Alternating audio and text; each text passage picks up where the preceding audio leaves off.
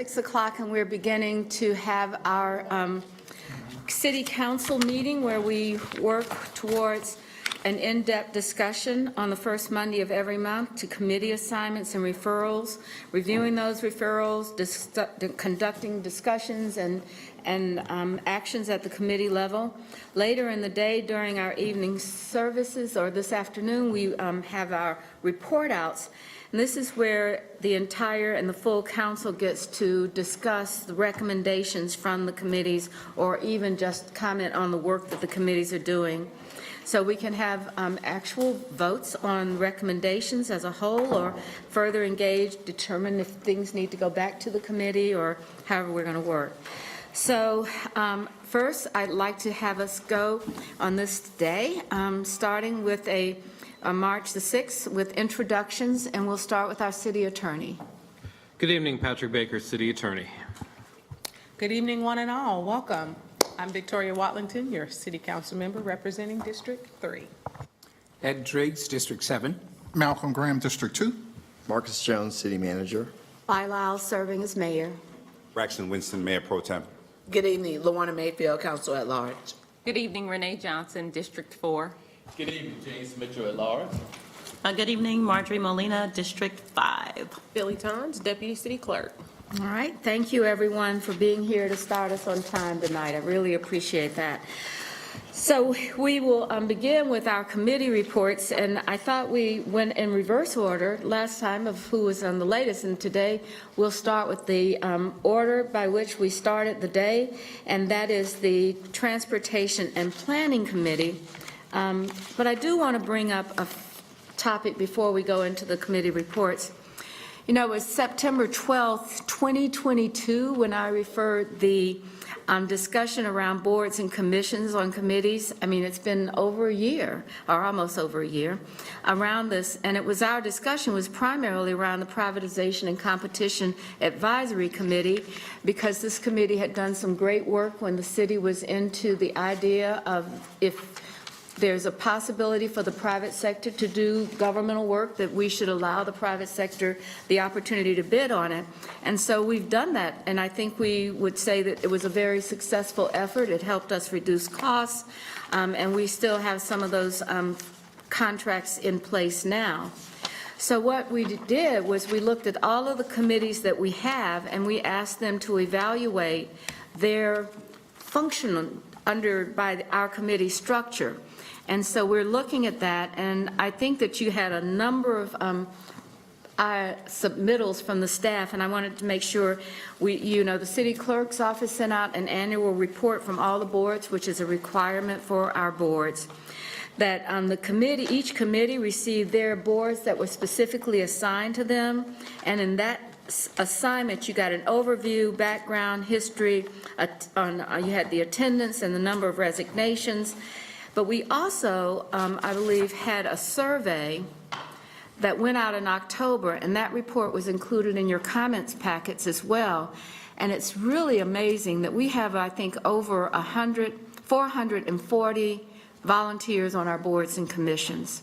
And in the survey, over 100 of them said that they were satisfied with their participation with the city as we were doing this. So, but we still thought that there was potential work that needed to be done. So, for example, we want to make sure that you have in your packet the attendance policy, and then we've had discussions about the idea that if you were a quasi-judicial board versus an advisory board, what would your meetings, how could you have a remote meeting?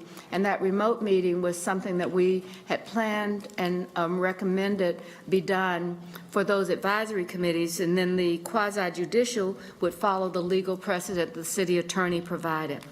So I think that you've had a lot of information provided to you, and I look forward to the discussions that we have as we move forward on our boards and commissions because they do important work.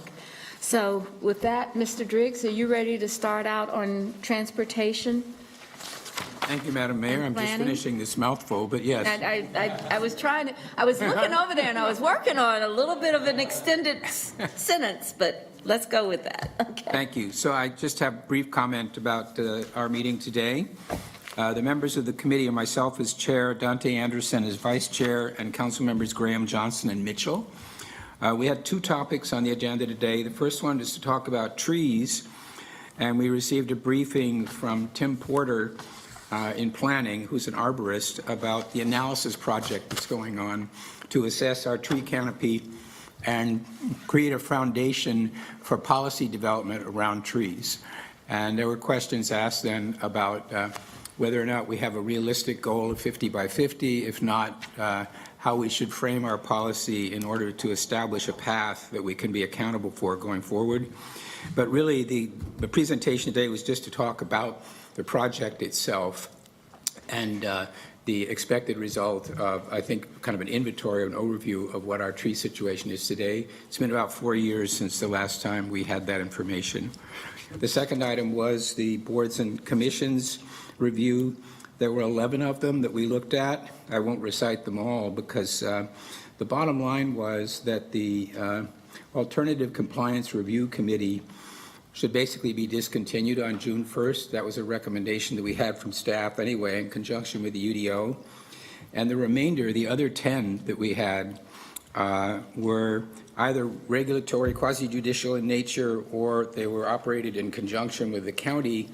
And we didn't really see an easy opportunity or a need to abolish any of those. So what we came back with was essentially just one motion, which I will read, was to support the recommendation that the Alternative Compliance Review Committee be discontinued as of June 1st, and that no changes be made other than as implied by the UDO to any of the other boards and commissions. Because Ms. Craig pointed out to us one or two situations where an existing board would be superseded by another one, and that's just a direct result of our UDO. But long story short, we did not find that there was a basis for making big changes, and we acknowledge the fact that these boards do offer an opportunity for members of the community to participate in government, which I think many of them value. They are a stepping stone for many people into higher office, which, as long as they're not from District 7, is fine with me. And and so I think they're valuable. You know, I personally think they're valuable, and I think that was a sentiment that came out of the committee. So those are the highlights. If a member of the committee would like to add, please feel free. Are there any additional comments from the Transportation Planning and Development Committee? Any additional comments? Mr. Mayor Pro Tem, followed by Ms. Johnson. Thank you. This actually wasn't necessarily germane to any of the topics that were discussed in committee. Just made a mention at the end of that meeting of a possible consideration of working with this committee on two things. A UDO text amendment kind of update. I just saw over the weekend a constituent posted some text of a submission that the planning staff had made. So just kind of thinking about keeping everybody on the same page moving forward, if there is maybe a way that we can look at that.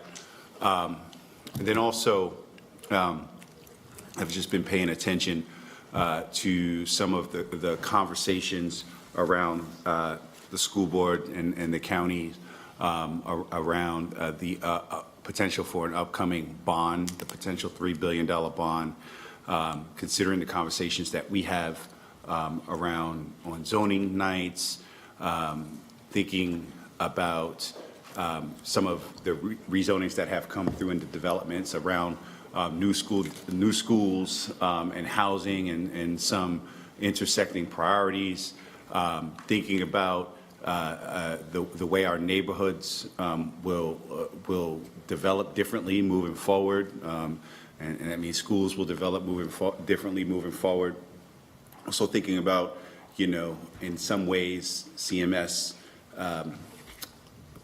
runs a public transit agency that in some ways is bigger than ours, and has some of similar challenges as us, whether it be employees, maintenance, and moving people from A to B in the city and around the county.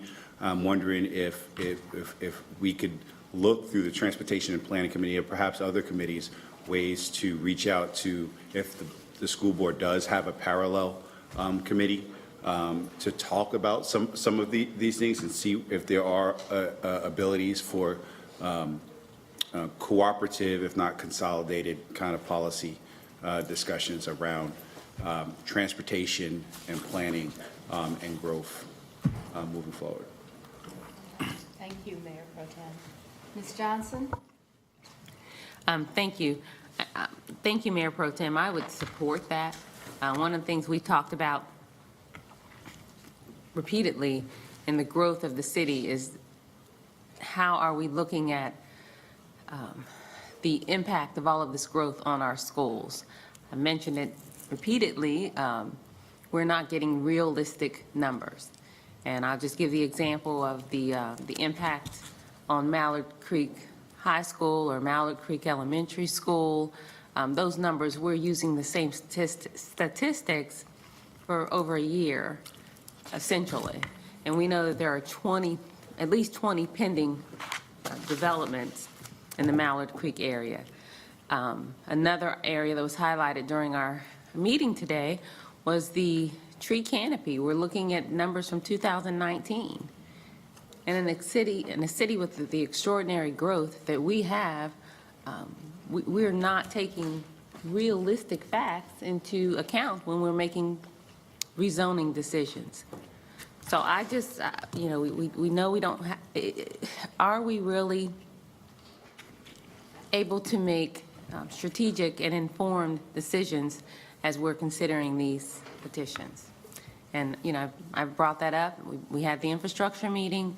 So one of the things our chair said that there was an urgency to get this information for the trees, but also the schools. And I just want to lift that up again. The tree canopy, the infrastructure, the schools, and we just keep,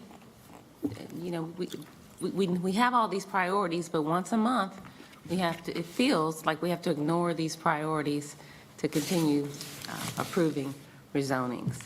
I also want to ask about the committee that we're going to be absolving or terminating. I wanted to know about the service of those current members. What would be the recommendation from council for the current members on that committee? If, when is their term up?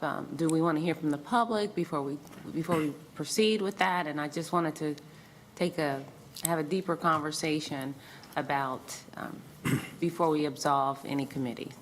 That's all. So that's Thank you. actually a conversation for all of us because Right, we're that's all why I'm looking asking, at yeah. it. So very, I'm very bringing good it point.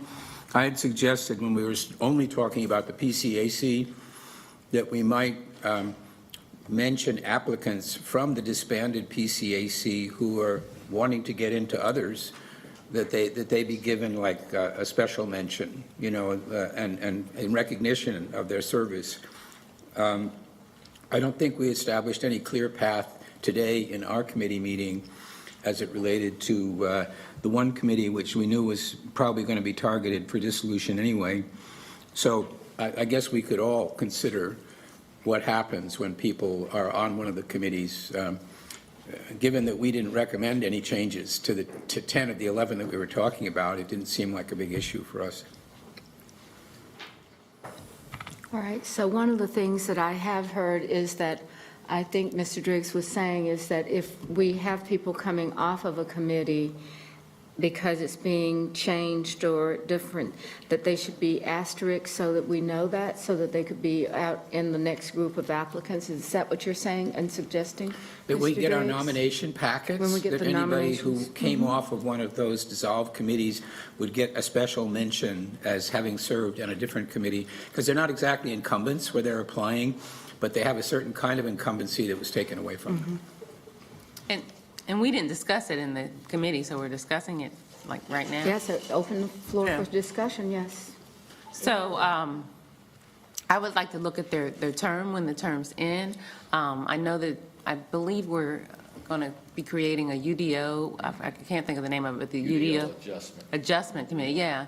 So maybe if those members on the committee that's being disbanded have priority on that other one, So I think at first we need to know when the ending dates are for that committee specifically. So we can provide that information before we go to put it on the agenda and send out a note so that everybody's completely aware of it. I don't know the end dates as well, or when the startup date for the next committee will be. So let's, June 21, so we have to wait until June 1. So let's go ahead and figure out how we can make sure that there's a designation, whether it's in a different, whatever way, that identifies people that, you know, we've asked if they're willing to serve. So it's going to take a little bit more work for the clerk that does the nomination forms, but I think that would be a great value. Mr. Mitchell. Mayor, let me just add something, follow up with our chair and then Councilman Johnson. Allison Craig also mentioned they're still doing their study to see what skill sets will be needed. And so I don't know, we're going to increase the number of members or decrease, but I do think having planning involved will help us as well as we determine who will be the new members on UDO. And I totally agree with kind of the point Councilman Johnson was making was if we have people currently on the zoning board of adjustment, let's don't take an opportunity away for them to serve if they're willing to roll over to the UDO. But Ms. Craig said the criteria was not finalized yet, so I'd be curious to see what they provide for us as well. All right, I see Ms. Craig taking notes back there, so I think that,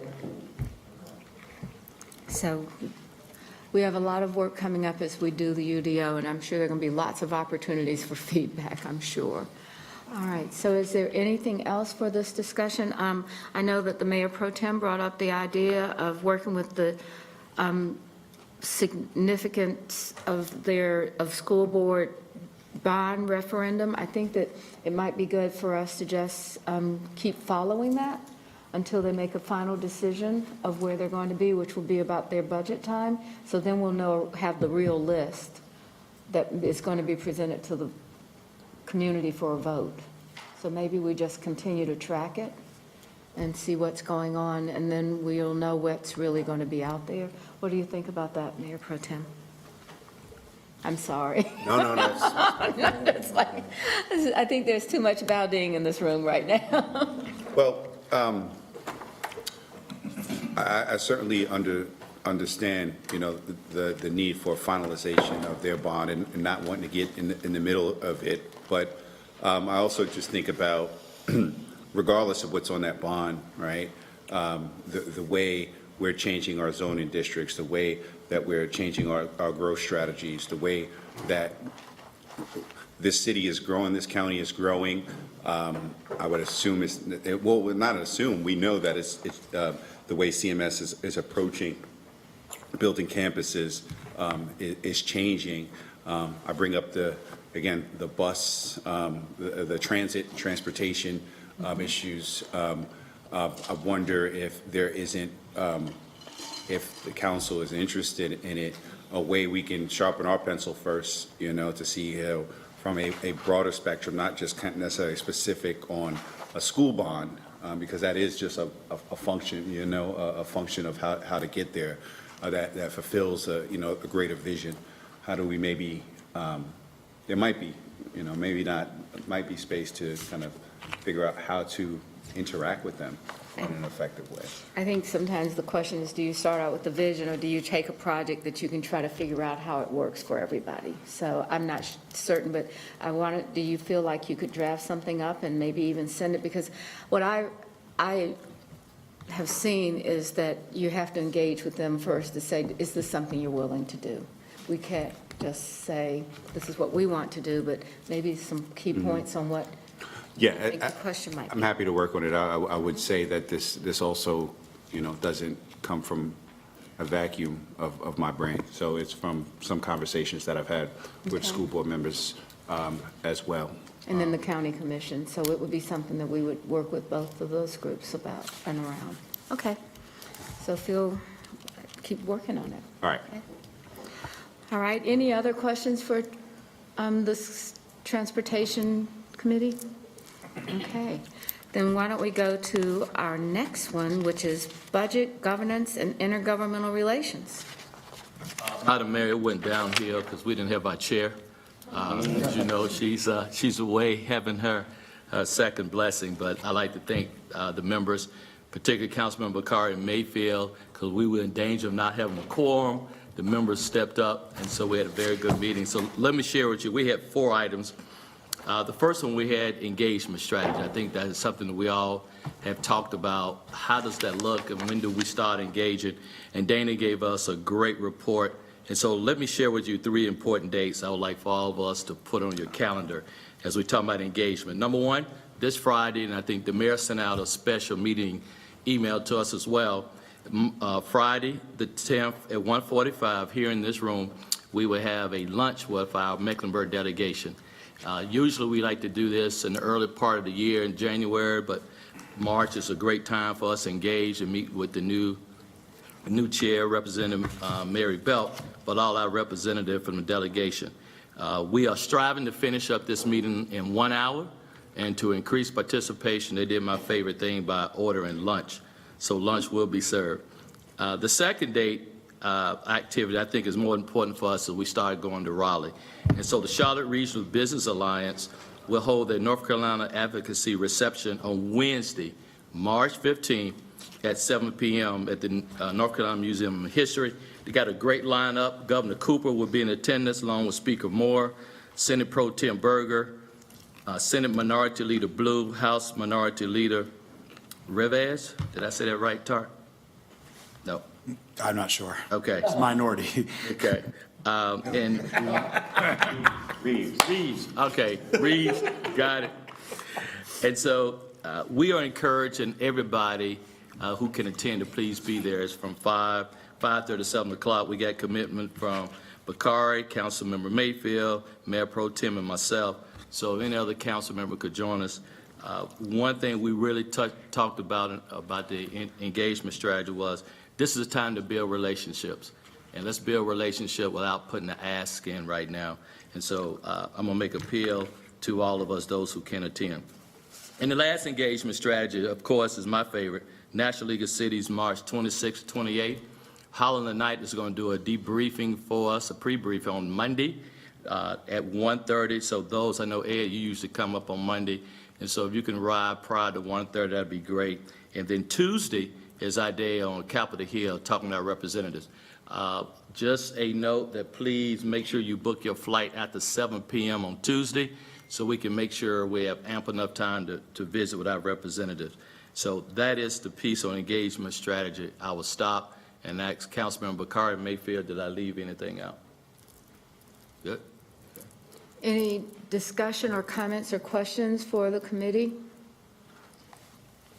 Well, is that the end of the report? No. You know. No, just for the Yeah. the section on the engagement strategy. Okay, Okay. Thanks. keep on moving. Advisory boards and commission. And so this one, as Councilman Driggs mentioned, and Mayor, you mentioned too, was around the Privatization Competence Advisory Committee. And I asked Councilman Bakari to lead this discussion as we talked about, do we disband? I think the overall theme, and I don't want to speak for Councilman Mayfield, but Council, we feel like if citizens agree to serve our community, we ought to continue to provide opportunities for them. And so I think we had this conversation about it is the right thing to do to disband. And so Councilman Bakari, I'm going to let you take it from here, and then I'll let the council know what we decided. Go ahead, sir. Yeah, and I gave a longer-winded history in committee. I won't do that now, but I think the bottom line is we have over 30 boards and commissions, and they are filled with tomorrow's leaders, some of the best and brightest that we have from industry, from all kinds of different perspectives. And for those of us who've served on these in the last 20 years, we know there's a pretty big disconnect between city council and what they're doing. And in my opinion, it's pretty much a mixture of like staff and their support who are great. And I'm not bringing staff down, but this is how it's always been managed. They're a wall, not a window. And I believe that the PCAC has always been some of our most astute business-minded people from the community in all committees. And what they're doing is, in the conversations I've had, they're coming forth not saying, hey, disband the committee. It's kind of a final plea, which is like, give us something meaningful to do or disband the committee. And I think that just because they're the ones who have said this, doesn't mean there's a lot of other committees, boards, commissions that feel that way, and perhaps some others that maybe don't fully understand they should be feeling that way. So what we voted out of committee today was the basic premise, which is we need to make a decision as a full council. Do we want to invest the time to actually make these boards and commissions meaningful? And that isn't something we can toss over to staff. Again, I mean this in with all positivity, staff is the problem in the way the construct exists today.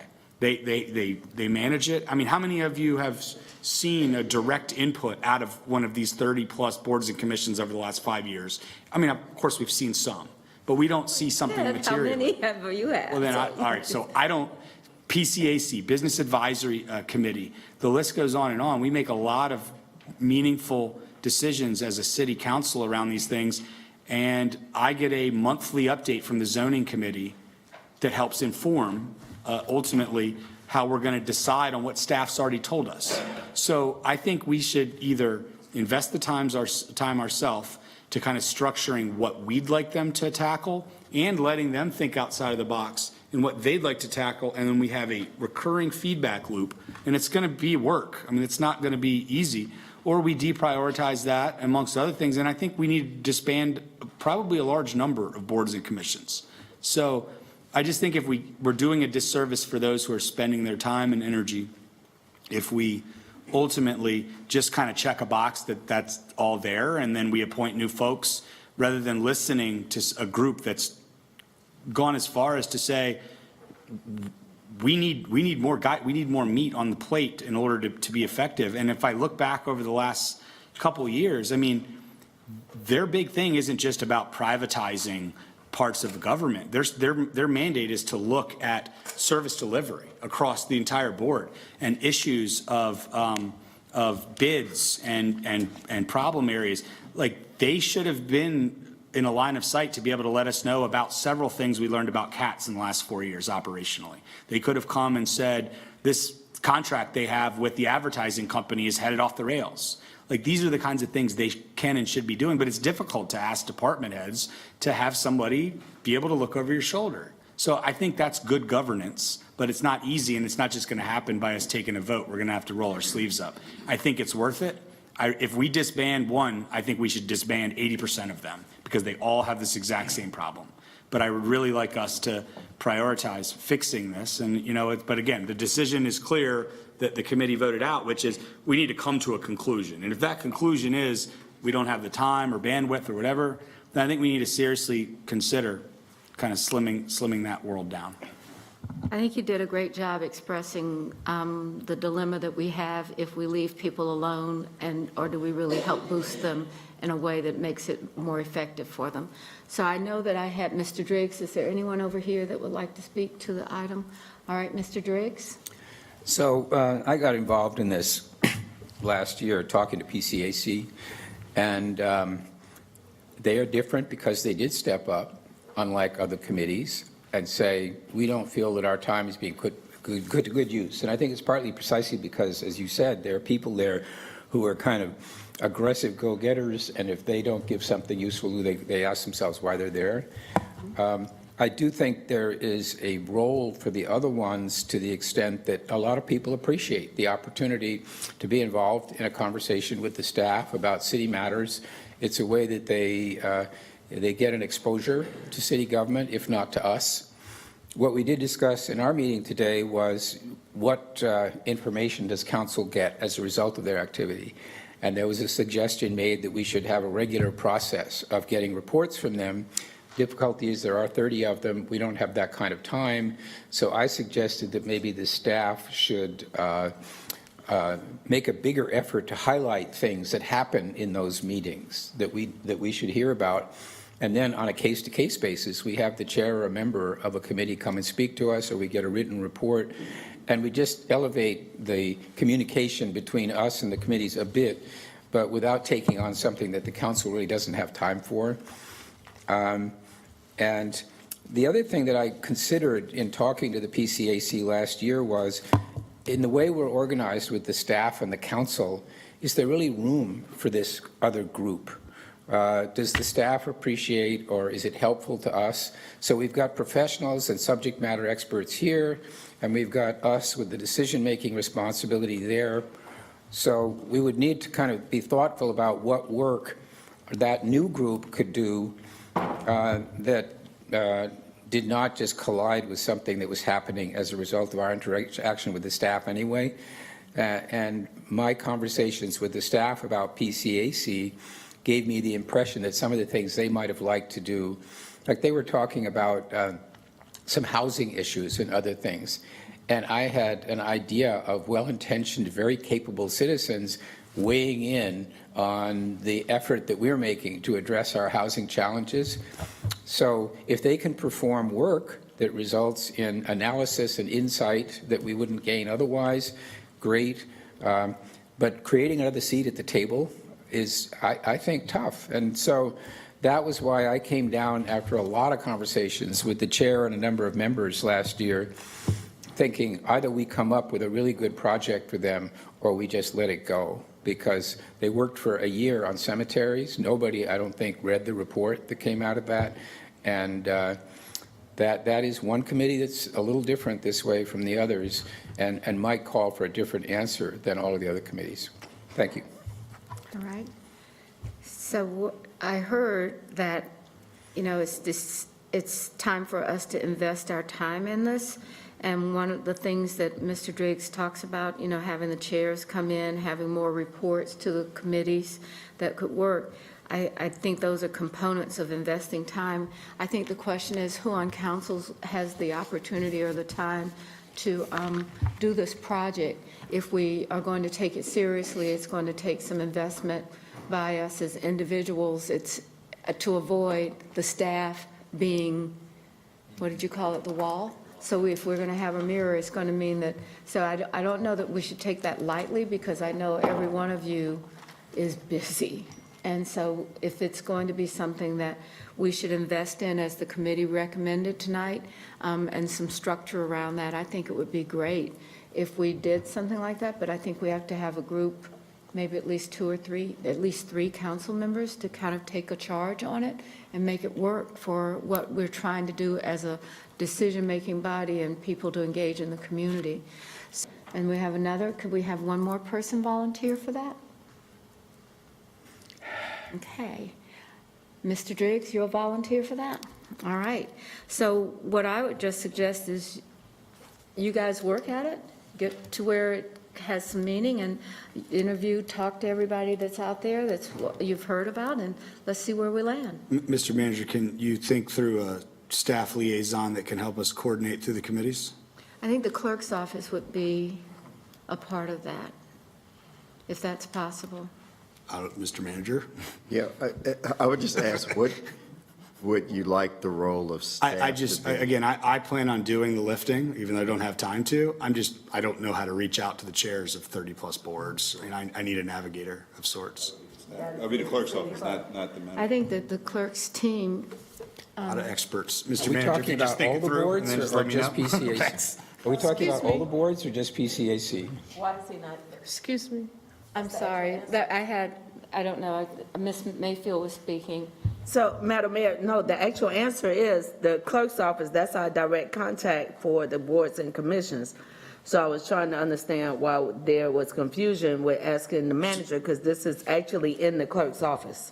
Well, that was one example of their contact info. I mean, I would assume if we're going to invest a material portion of our time as council members to do this, there will be a little bit of staff support to help us coordinate it, right? No? It's fine. So if it's things like surveys and things like that, is that what you're asking? Could there be some additional resources if you had some questions and things like that? Or would you just Right. prefer it all run through the clerk's office? I'll do whatever's asked of me. I mean, personally, I don't know, because now that I've raised my hand to volunteer alongside these two gentlemen, we've got to sit down and come up with the game plan. So again, I'm not asking for someone to offload this work to, but just whatever logistical help we need once we come up with the plan that the three of us agree on. Oh, sure. Sure. Yeah. That's why I didn't think it was that big of an ask. Yeah. All right, Ms. Watlington? Thank you. And I may have misunderstood what the intent of today's work was, because my assumption was that we would come here after each committee have reviewed the boards that are aligned with our committees and give you the recommendation. So I don't know that. Yeah, so maybe there's a clarification needed, because I certainly don't, I think that the Housing Committee is well-equipped to review the boards that are aligned to the Housing Committee. I think we started that work today, and so to the extent that the ask is to have 3 council members go review 38 boards, I'm not aligned to that. I don't think that part's necessary. So I just want to make sure I'm clear that we're just talking about PCAC. I think you just stated the idea of how do you invest your time. And so you may not see that, I think having this conversation with Mr. Bakari might be good to say, I'm good. And then you can go ahead. But I think the question that Mr. Bakari raised was each board have an express meaning and a process that they could follow through. So I don't think that that's out of line to say, I'm working through this and sharing that information. But I say that because I'm kind of writing what Mr. Bakari said down and Mr. Driggs said to say, you know, there ought to be more process. You could recommend the processes for the boards that you. Yeah, I'm certainly not recommending to redo what was supposed to happen today or change any boards and commissions mandates or anything like that. What I'm trying to get to the bottom of is where's the disconnect where many of them feel like they don't have meaningful work that makes it to us and the process to make that connect. And perhaps there is no, but again, I get to the zoning committee is a great example. Like, it isn't take a ton of our bandwidth, right? They do their thing, and we have a standard way where we kind of read what's important. I don't want to create something that staff has to write hundreds of man-hours of synopsises for us, but I do want to have a direct line of communication if it hits a certain trigger where perhaps the people we've appointed here have a view on something that we need to make a decision on. So it's that whole Talking process. about specific to communication plan. I think without doing the work yet, I think that's probably it. But I think we got to delve into like what part of it is broken right now where we don't feel like we get all the inputs we would like or could get. And some of them don't feel like maybe they get the level of content by which they're or meat that they can sink their teeth into and actually attack real issues. Gotcha. Okay. I think that it all fits together. It's about, you know, how do we elevate this in a way that makes it different, not exactly who's in charge of whatever, because those things could stay the same.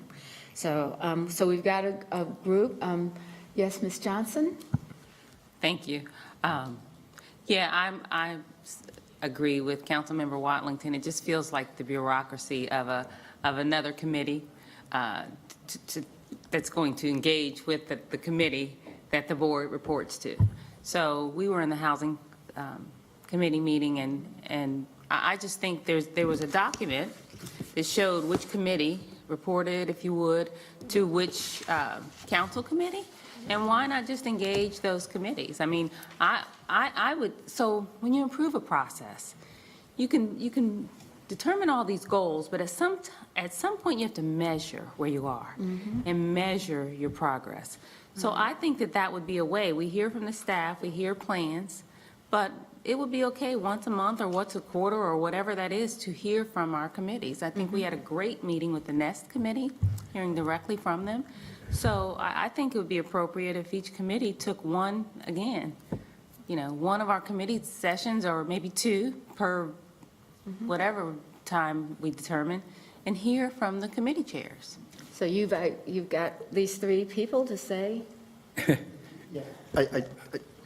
do Another think. idea. No, not at all. I guess just trying to frame the discussion a little bit, and as Stephanie and I, we had lunch last month, and I think what I'm going to say is consistent with our conversation. So I guess maybe 3 or 4 years ago, post-COVID, in this room, there was discussion about boards and commissions and how can they be aligned with the various committees. So Stephanie was able to, with the group, identify which boards and commissions should have some level of communication contact with various committees. Then COVID happened. And so it has always been a part of that process that these boards and commissions would come to a committee in some form to have some level of engagement outside of just having the annual report. Did I get that right, Stephanie? Okay. So that was what was the plan, and then 3 years of COVID, it became difficult to execute the plan. Okay. Mayor, Yes? when I volunteered, I thought we were talking about PCAC. If this involves all of the boards and commissions, no. Okay. I so don't think it's I mean, broke. I actually don't think I think two people working on something is fine. I don't know that you have to have three to do. If there's no appetite for this, I gladly will retract my offer. I'm Well, just no, saying, this is a committee. I pushed forth this 3 years ago. That was why that started. And again, I just feel like we have a huge untapped resource that we've never fully leveraged. I think we're just trying to make it better and consistent. So, Ms. Mayfield. Thank you, Madam Mayor. So between the committee meeting that we initially had, sitting in on one of the other committees, and then my additional committee meeting, I definitely agree with Councilmember Johnson. What we talked about in the last committee, in our housing committee, was Stephanie's already done the work. Her and her team have already done the work.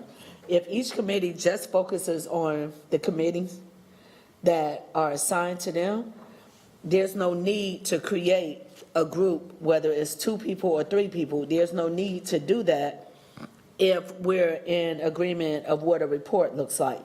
So it doesn't, there's 35, 38 committees. It doesn't necessarily have to be a dinner meeting, but if we, like for our committee, of which our chair would give our recommendation, but if the committees have the chairs or the vice chairs to come and do a report out during their committee time, we can get to a certain place. Because even when you look through this packet, we have at least one committee in here that didn't even respond to the questions of the survey. For me, if we're going to talk about letting a committee or a commission sunset, if you're not even going to respond, you're a good candidate for sunset. So what I'm hearing is, let's not jump all the way there without identifying where we can strengthen the committees, because along with this one committee, there's a couple of other committees where different members, including myself, have heard that they don't necessarily feel like their time and talent is being put to the best usage. So there were a couple of recommendations that came out of the committee, and staff has captured it with, how do we track attendance? Are we only tracking attendance for the main committee? Are we identifying subcommittees and how people show up? So there's a lot of ways that we can streamline, because our city clerk has been with the city for over 19 years. These were rules and language that was in place prior to her getting here. So let's first step back and look at, what do we have in place for rules and language, and is that applicable in today's work environment, before we start saying, let's dismantle. Because I don't believe out of our committee we've said let's dismantle it, but I definitely agree with my colleague of, let's make sure that those who are giving their talent and their time have a clear objective, so that when they report out to us, and not just council getting a paper spreadsheet of what they're saying, when they actually get a chance to report out to us, those are the recommendations that's supposed to create our policy. That is one of the main reasons, when we go back, that these committees were created. They're the ones on the ground. They help to give us some of the direction of the needs on the ground in the community to help us get to the point of supporting and creating policy. So I just hope we don't lose that. The work is already done. Let's not create yet another committee when we have the committees that clearly tells you these are the boards and commissions that are directly connected to the work you're doing. Because in my mind, and please correct me if I'm wrong, this work is what's supposed to be overlaying how we do our work. I think that we're just trying to figure out how it gets back to this table where council members agree. And I think I heard a recommendation from the governance committee, and then the housing committee has another way to kind of structure this. I think it's just have an agreement.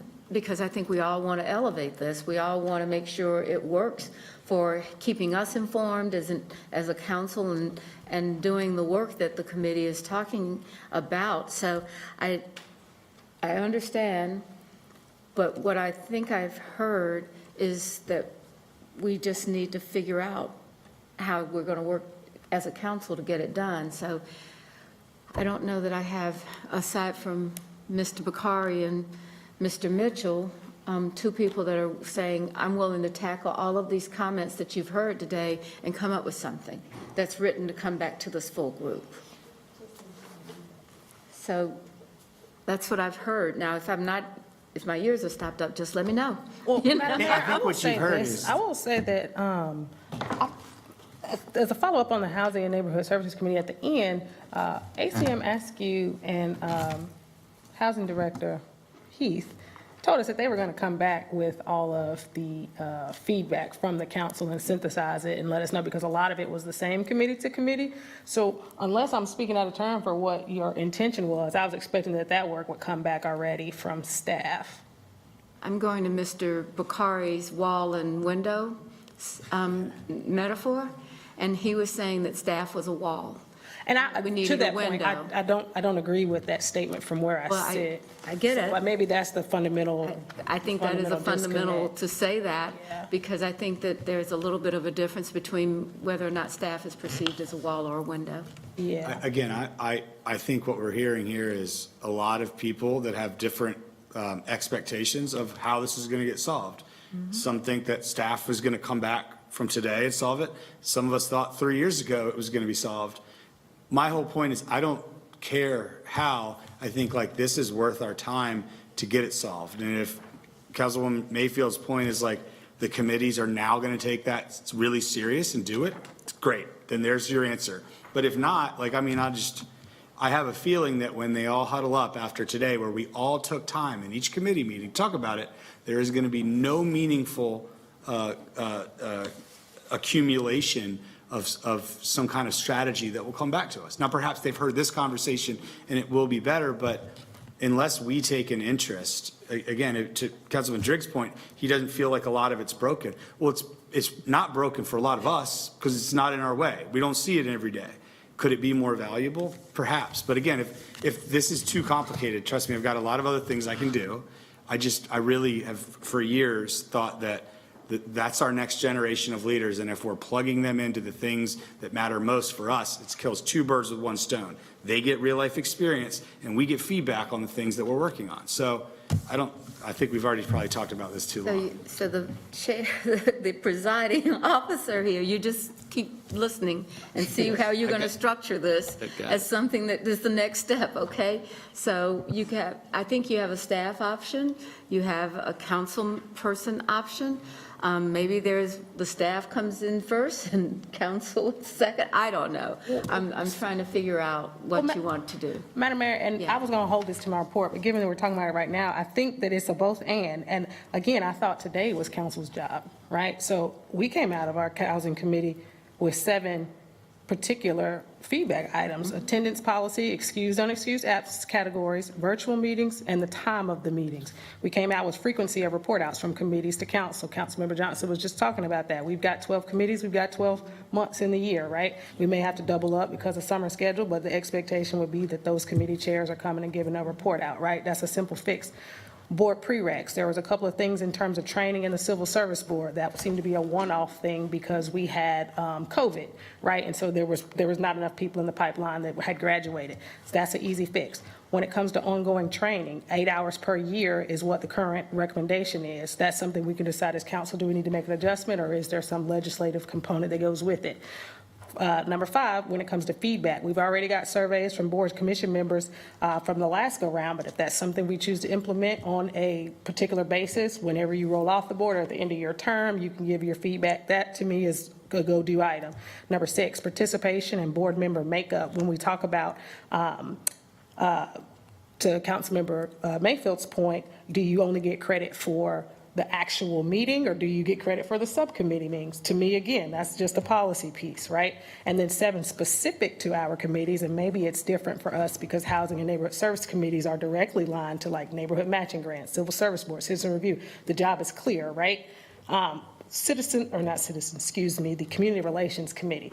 I've got concerns that that's a 45-member committee and we don't know exactly what they're doing. So that one, we've asked for a specific deep dive in our upcoming committee meeting to understand how we can optimize that. So in my mind, that's the work is super clear. I believe you guys have it captured. There are some things that may need to come back to us in terms of recommendations to adjustments. For instance, the attendance policy, what could the categories potentially be? Voted up or down, we come back here to the strategy session and there it is. So I don't know that there's a whole big other body of work that needs to be done at this point from a council level. I think that the committees just need to do exactly what we were charged to do in the first place.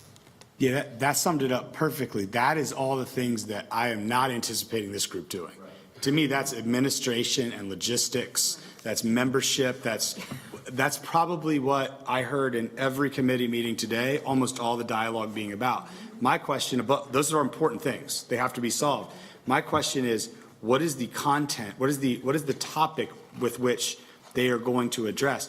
Can or should the PCAC be looking at, a county-city combination of, does it make sense for Parks and Rec to be separated from what we do here? Does it make sense for us to manage the bus system across all the other municipalities around us? For the Business Advisory Committee, should they be looking at our 20-year out strategy for recruiting certain segments of business into what portions of town? Like, what are the things that we want them to focus on? And what are the things they'd like to be focusing on for us? And how do we get that feedback loop? So everything she said there, I'm in total agreement with, and I don't want, to me, that's not the problem. The problem is there the content with which sits on their plates every day meaningful enough for it to be worth their time to do it?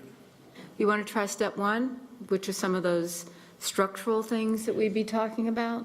So is there agreement from everybody? Just raise your hand on the list that Ms. Watlington raised, that should be done and a way that the staff will respond to that, as well as the council committees, because you would have those meetings next with schedule those folks next.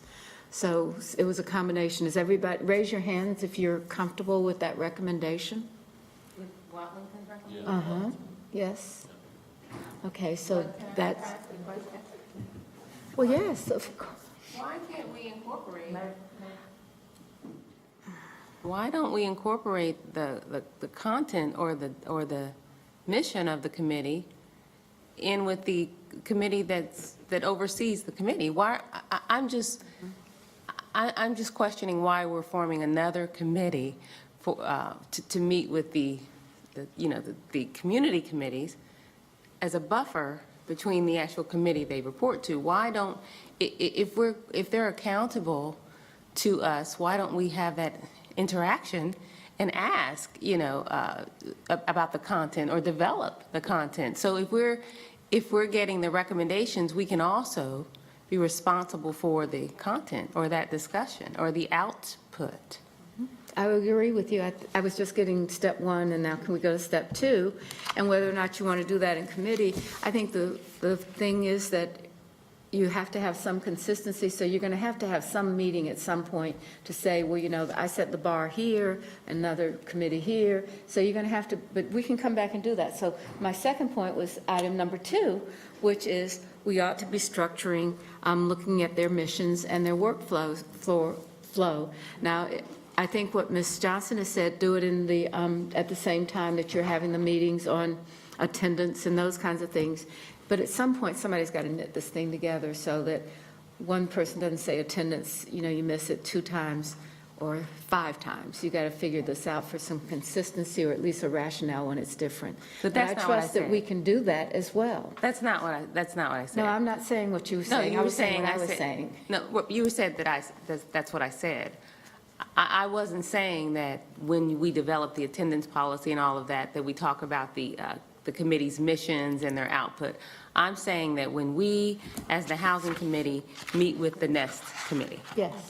that we hear from the NEST Committee in a report, but we also work with that committee, and this is an example, with that committee to determine their output and determine the work that we'd like to see from them. Maybe look at their current mission, and we could work with the chairs and do any modification or tweaking if necessary. It's just, I'm visual. I just don't see the point of having this committee, and then this committee, and then this committee. I agree You know with what I you. mean? I agree don't- with I you. don't- Yeah. I'm fine. I may have not said it as well as you did. I think the real question is, do we have agreement that you would look at the mission of the committee and refer and talk with them about it as you meet with them? So is everybody good with that? Anybody object to that? Okay, hearing that, we have, Mr. Mitchell, you have what you need from the committee? So, Mayor, only thing I would add is,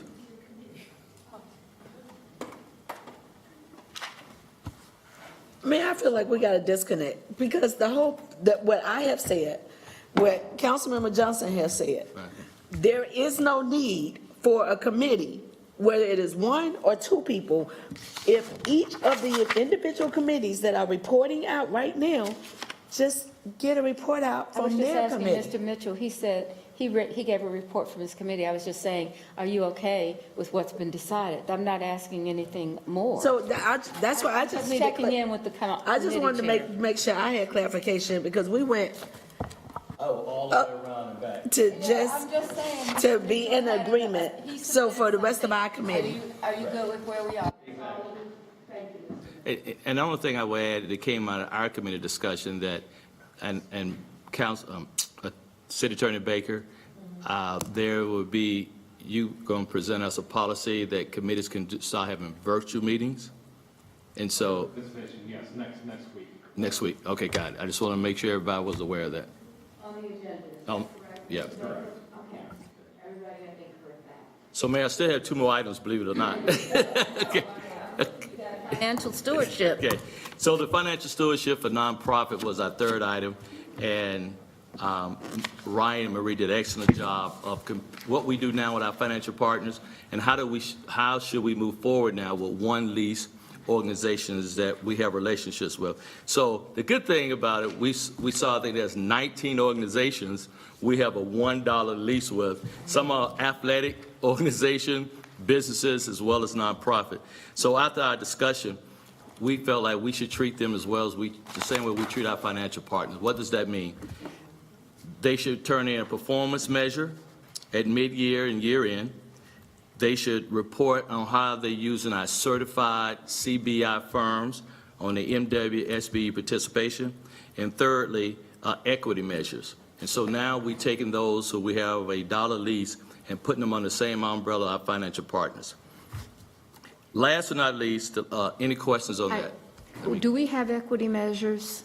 I want to ask the staff, do we have equity measures? I will look at Marie. They said they report on them at mid-year and year-end. So, because I remember we have the equity framework, I'm not sure if I knew if we had equity measures that would be consistent. I know we have the CBI, that's great, and the programmatic, but help me Marie, remember. you want to address that? The mayor Yeah, asked please, thank you. So everybody knows what the equity measures are. Yes, good evening. And it varies by partner to partner, but yes, we do have equity measures. So we have performance measures, we have certified CBI, MWSBE goals that our CBI staff works with our partners on, and then we have equity measures. And then one piece that Mr. Mitchell, Councilmember Mitchell, we'd be doing this for new and renewed leases. So we'd work with it on new and renewed leases. And also, we'd probably work with the existing ones on voluntary compliance. But, you know, we already have leases in place with some of these. And I apologize if I missed that you have equity measures. I don't know that I've seen them. So if we could just get a copy of those. Sure. That would be great. Okay. Thank you. Okay. All Last right. item, council, is Ryan did an excellent job talking about the upcoming budget workshop scheduled for Thursday at 1:30, that we're going to go over the economic outlook, employee compensation, staffing, healthcare, and then look at our financial partners. We will have all our MSD. I think it's 3 chairs will be here to give a report. And more importantly, the last item is water and stormwater fees. So, Mayor, Okay. thank you. That is our report. Committee members? Any other questions for the committee, or comments or suggestions? Okay. Thank you very much. It's a good conversation. I think it's always really good when we explain to each other what our expectations are. All right, the next report is from our Jobs and Economic Development Committee. Mr. Graham. This will be way much shorter. That's what you always say.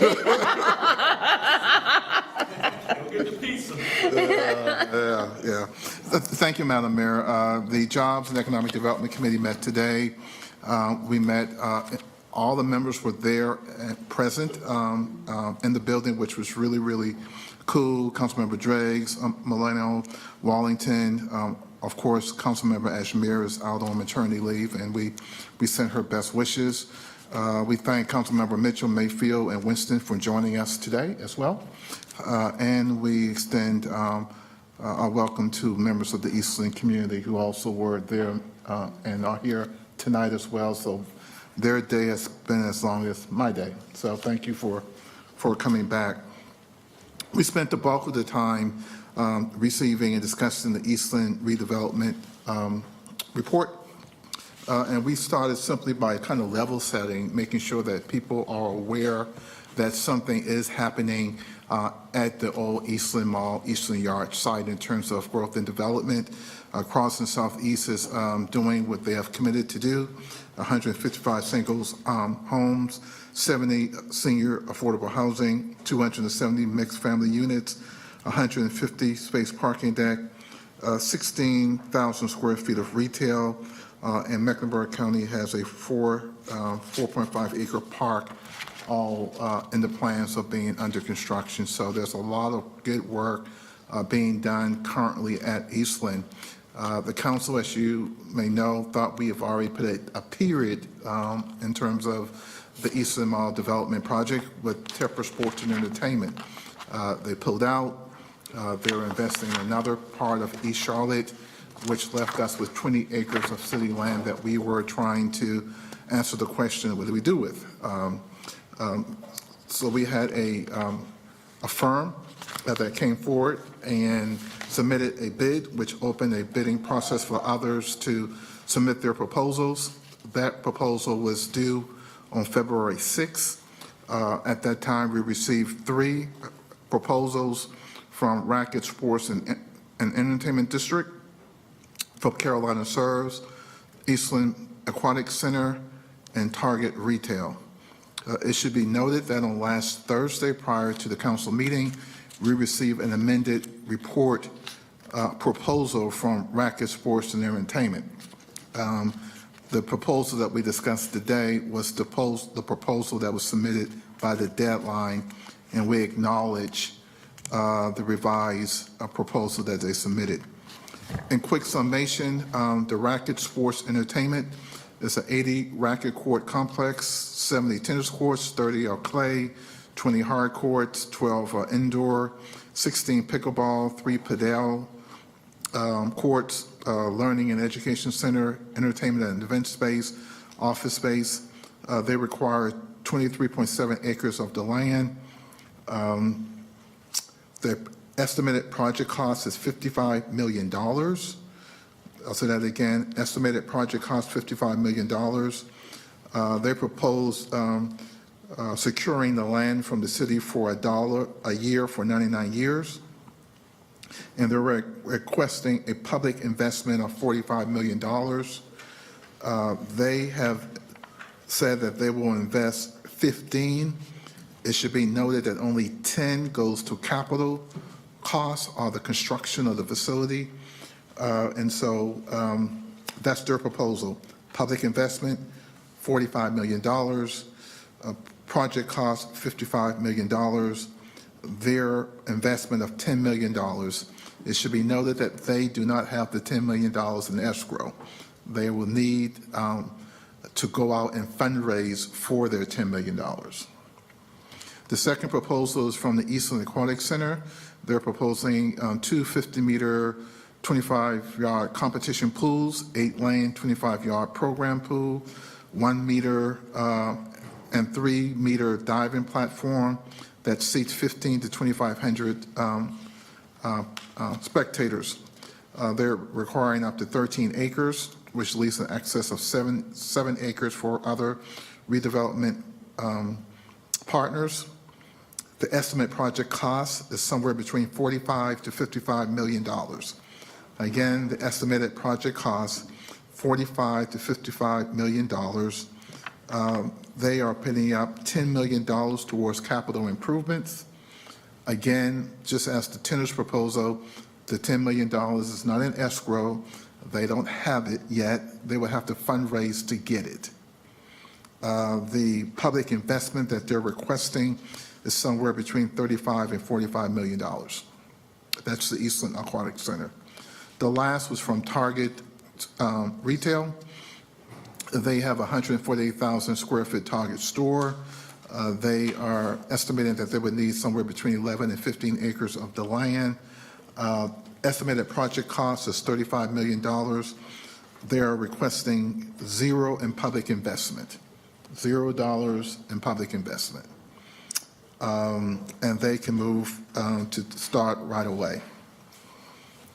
So what we did was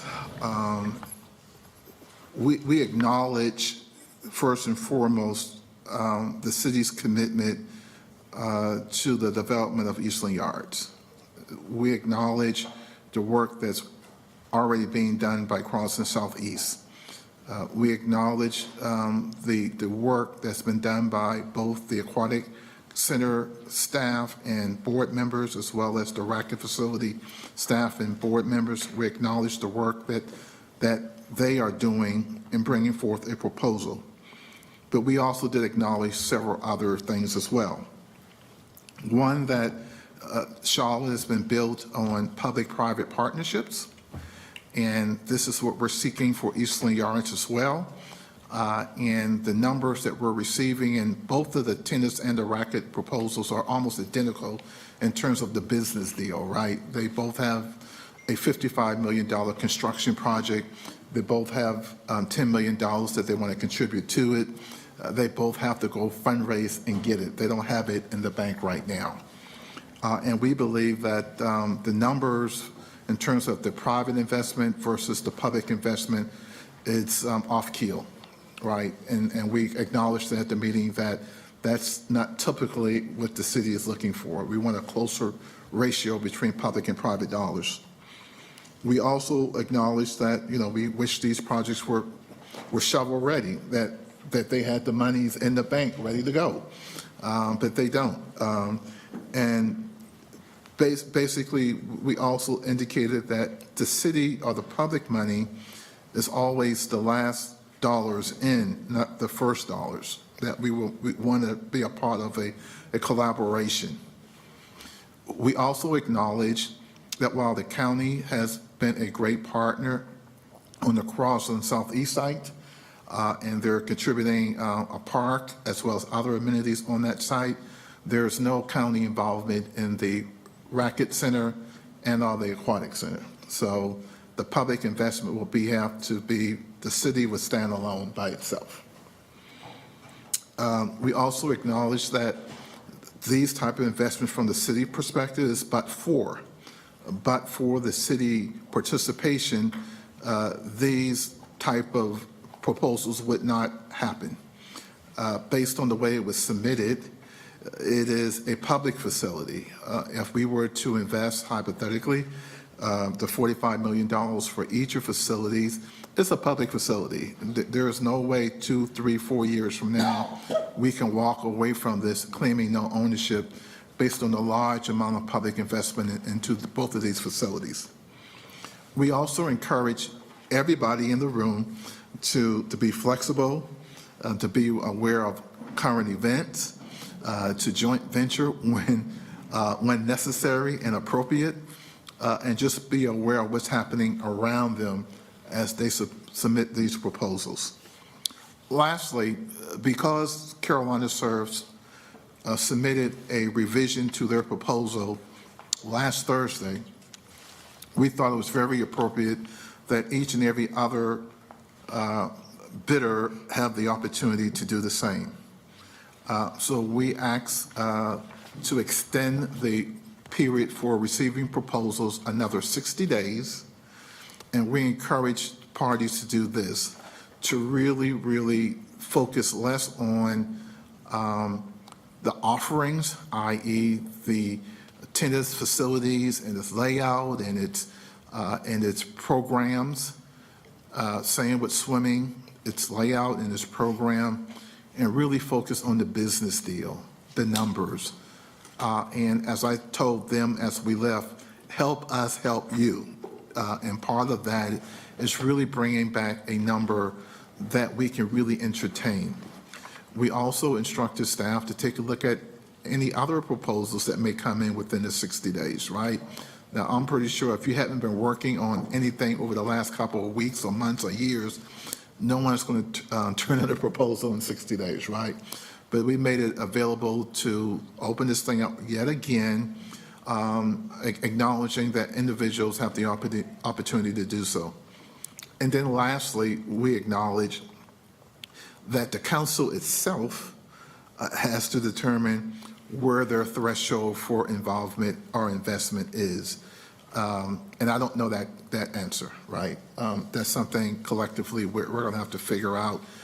It may be at $2, it may be at $10, it may be at no dollars. And that's one thing that we didn't discuss, but I always thought would be an option, is that we do nothing on any of these proposals based on the way they're submitted. So now folks have 60 days to sharpen their pencils and their proposals based on what they heard from the committee today. Lastly, and I'll be quiet, is that I hope that the council would play chess versus checkers, because if we want to make a move, we can make a move, right? But I think what we want to do is make a strategic move based on data, based on financial performance, based on the easiest thing to do is to build the racket facility and the aqua center. That's easy. And even that's hard, right? The hardest thing to do is the day-to-day operation, management, and maintenance of the facility once it's built. And if we make a larger investment, that means we're in it for the long haul.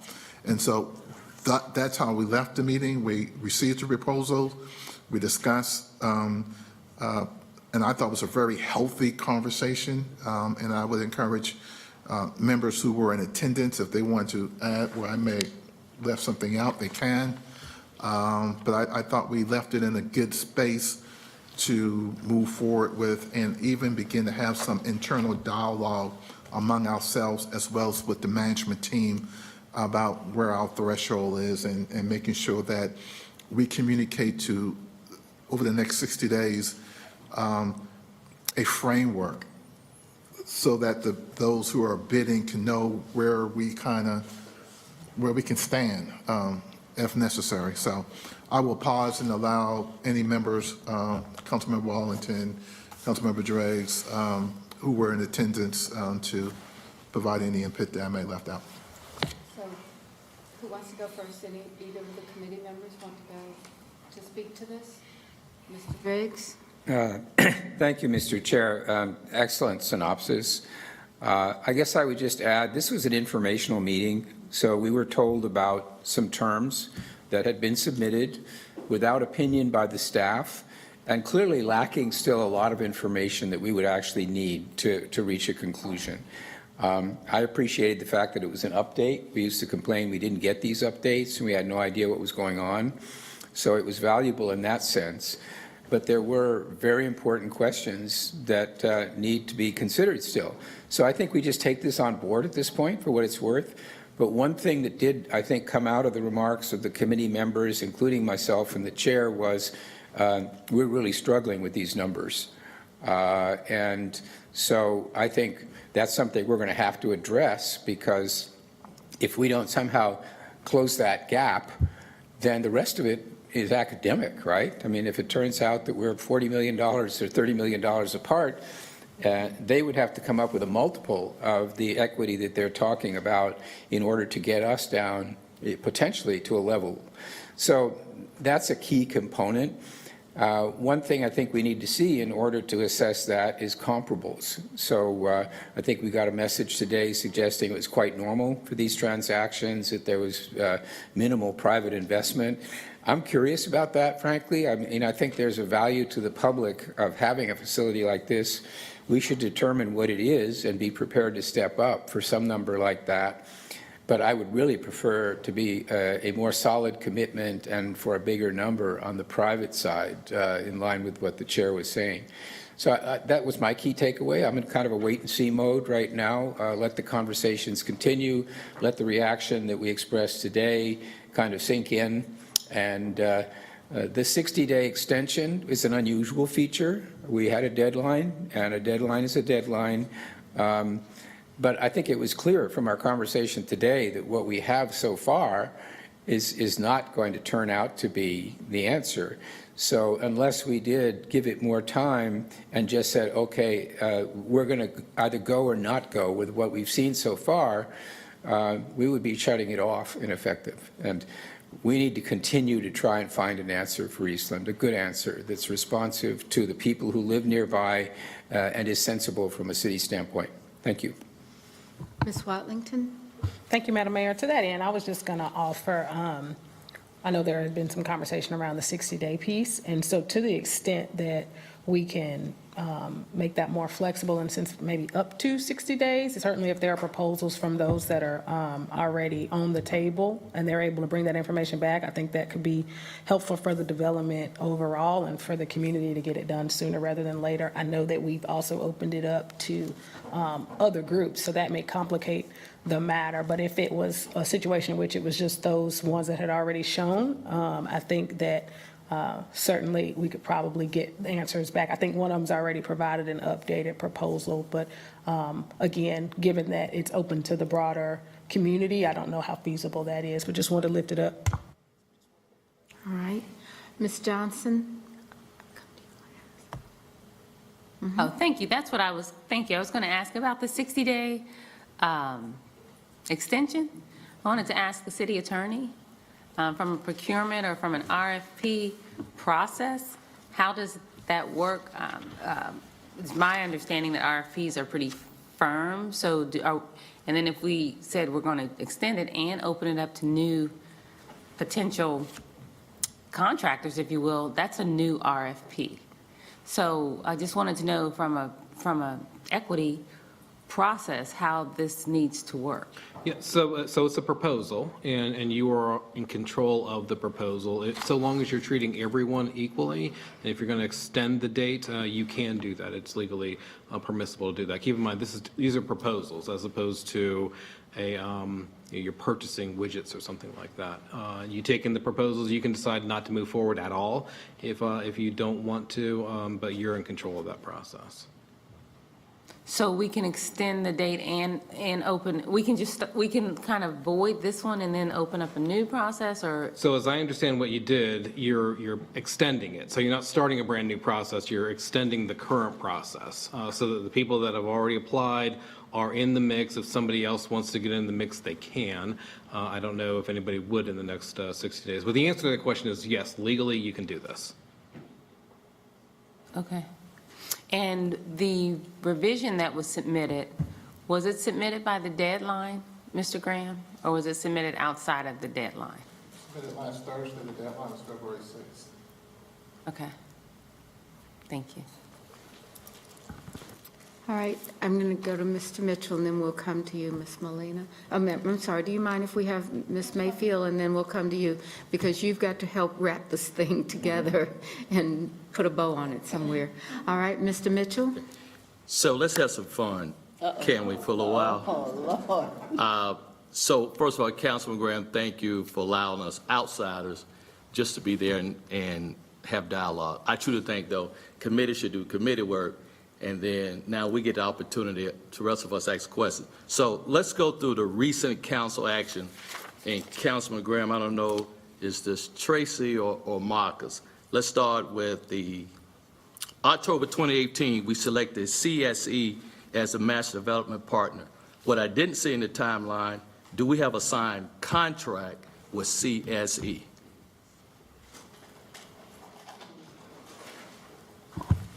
We're in the process right now of We finalizing. have a signed contract with CSE.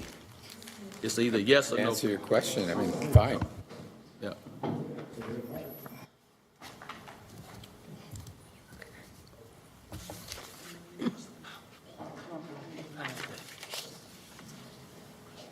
So, Councilmember Mitchell, I'm going to have Todd cross-check me. We have been working with CSC, but the actual contracts, unless I'm wrong, there's multiple contracts. Have we signed any contracts at this point? We do have a signed contract for the CIP reimbursement agreement, and we're near finalizing the master development agreement, which should be signed later this month. So let's go back to Todd and Tracy. Because in 2018, I remember the language, CSC, we would give the city manager authority to move forward and sign a contract with them as the master developer. And I thought at that time, it was all 76 acres. I don't know how we changed from 78 to 57. But more importantly, that means we haven't signed a contract with them, the master developer, in 4 years? So, Councilmember Mitchell, these things take a long time 4 to years? put together because there's also multiple agreements. We have the tax increment grant, we have the CIP, and we have the master development agreement. The master development agreement does contemplate Crosland Southeast doing infrastructure throughout the site. The master development and the CIP does contemplate them doing the infrastructure throughout the whole site. But because of where the Tepper conversation entered the mix, whether they were driving the boat on what happened over there, whether we were, that was never really contemplated, that they were developing the whole entire site because of these other things that were sitting out there. And what I mean by that, Yeah, you need to what I mean by clarify that is that. 'Cause just that piece. Right, I'm about to say, let's go back to what we voted on in 2018. What was the total acres for East Lamar? 70, 76, 77? Well, we changed it since 2018. Yeah, we added the 8 acres into that. So just call it 70 plus acres. Okay. And so when we took that action, I thought it was CSC master developer for all 76 acres. Master developer for the architecture. They never contemplated building the single family themselves. They have somebody else coming in to build that. So they are acting as the master developer in partnership with us because of the way that we have the contract done, so that we are jointly determining the uses on the site. And if they have other entities like the single family, they can bring other entities to the table to develop as well. So then you asked Todd, do we have a signed contract with CSE? And his answer was, we have a CIP contract signed, and we have a master level agreement signed. No, not yet. That, we're looking to get that signed this month. Okay, so how many businesses you know would get authorized to do work with the city, and 4 years later don't have a signed contract with the city of Charlotte being the master developer? That's the wrong message we need to send to the business community doing a private-public partnership with us. I would 100% agree with you, and I think a lot of times in public-private partnerships, that is the case. I mean, if you look at some of these other projects that we have done, we have selected developers and still haven't worked through contracts. So it's not uncommon at all that this happens when we select a development team. I think you have the same thing with Gateway. I think we have the same thing with CTC as well, because you're really, when you're selecting the development team, the project is really just kind of starting. There's a lot of design work that has to go on. There's a lot of legal work that has to go on. And so it is not uncommon that it takes a significant amount of time to get to signed contracts. And so why wasn't it being reported back to this council that the agreement was not signed, and we've been going down this road thinking that CSC had control over the 57 acres? Because we've never deviated from the intent of what Eastland was, right? We've been working in partnership with Crosland every step of the way to move the original intent and what council voted on. Nothing on the Crosland piece in terms of what was voted on has changed. So we've just continued to inch away and make progress. Okay. Let me go to, and so when did we split out the 57 from the 77? Well, I think, and Todd, I'll let you weigh in because you've been with this longer than I have, but I think what really, the split out on it is because that side of the site, the eastern side of the site, we knew was always going to require additional public investment. Even before the Tepper conversation, we were talking about an amateur sports facility there, if you remember. Right. And so we've always known that that portion of the site was going to take additional public investment. And so we really had to work kind of with everybody on what that solution was going to be for that part of the site. So what, was it a council action to separate it out, or did staff make that decision to separate it out? I don't think that would have required a council action. I don't think that's ever been a piece that's been withheld or anything like that. If you want to give Crosland a blank check for public investment, they can take it and run with it. But that was why we all kind of have stayed in this as partnership, is because anything that was contemplated over there was requiring additional public investment, and we felt like we needed to stay very much at the table on what that was in order to be able to bring something back to you all for consideration. And so on the total public investment, we showed March 2022 proposal, a revised in August 2022, and then March 2023. What I find fascinating, we took out hospitality funds for TSE. So why do we have a new version without TSE funding? Revised, we took $35 million out, then we took $2.8 million out. So what that was intending to try to show and demonstrate is that there have been a lot of different variations that we have talked to you all about the public investment on the site overall. So for example, we had the TSE money that was in there for the eastern portion of the site. That's gone away. So it's not like we've taken that money out. We just don't have a dollar amount for that side of the site. But we know it's not that dollar amount that was going to Tepper, right? That project is gone. However, in the meantime, if you look at that, we've added money to what we are investing in on the Crosland Southeast side. So we've increased the infrastructure spending by $6 million on the Crosland Southeast side. So that's what we were trying to show, is that it's been fluid and it's changed over the past year in terms of what we were investing. And we were trying to demonstrate that. So we earmarked that money just for Tepper Sport and not for any project for those 28 acres? The money that was associated with Tepper Sports was related to Tepper Sports bringing MLS to Charlotte, and that was what was brought to y'all, that it was, and what council voted on was a $35 million investment for MLS in Charlotte. And a portion of that was stadium, a portion of that was practice. And so that's where that number came from. It was related to MLS, not as much that because it was at Eastland, it was the whole package of MLS.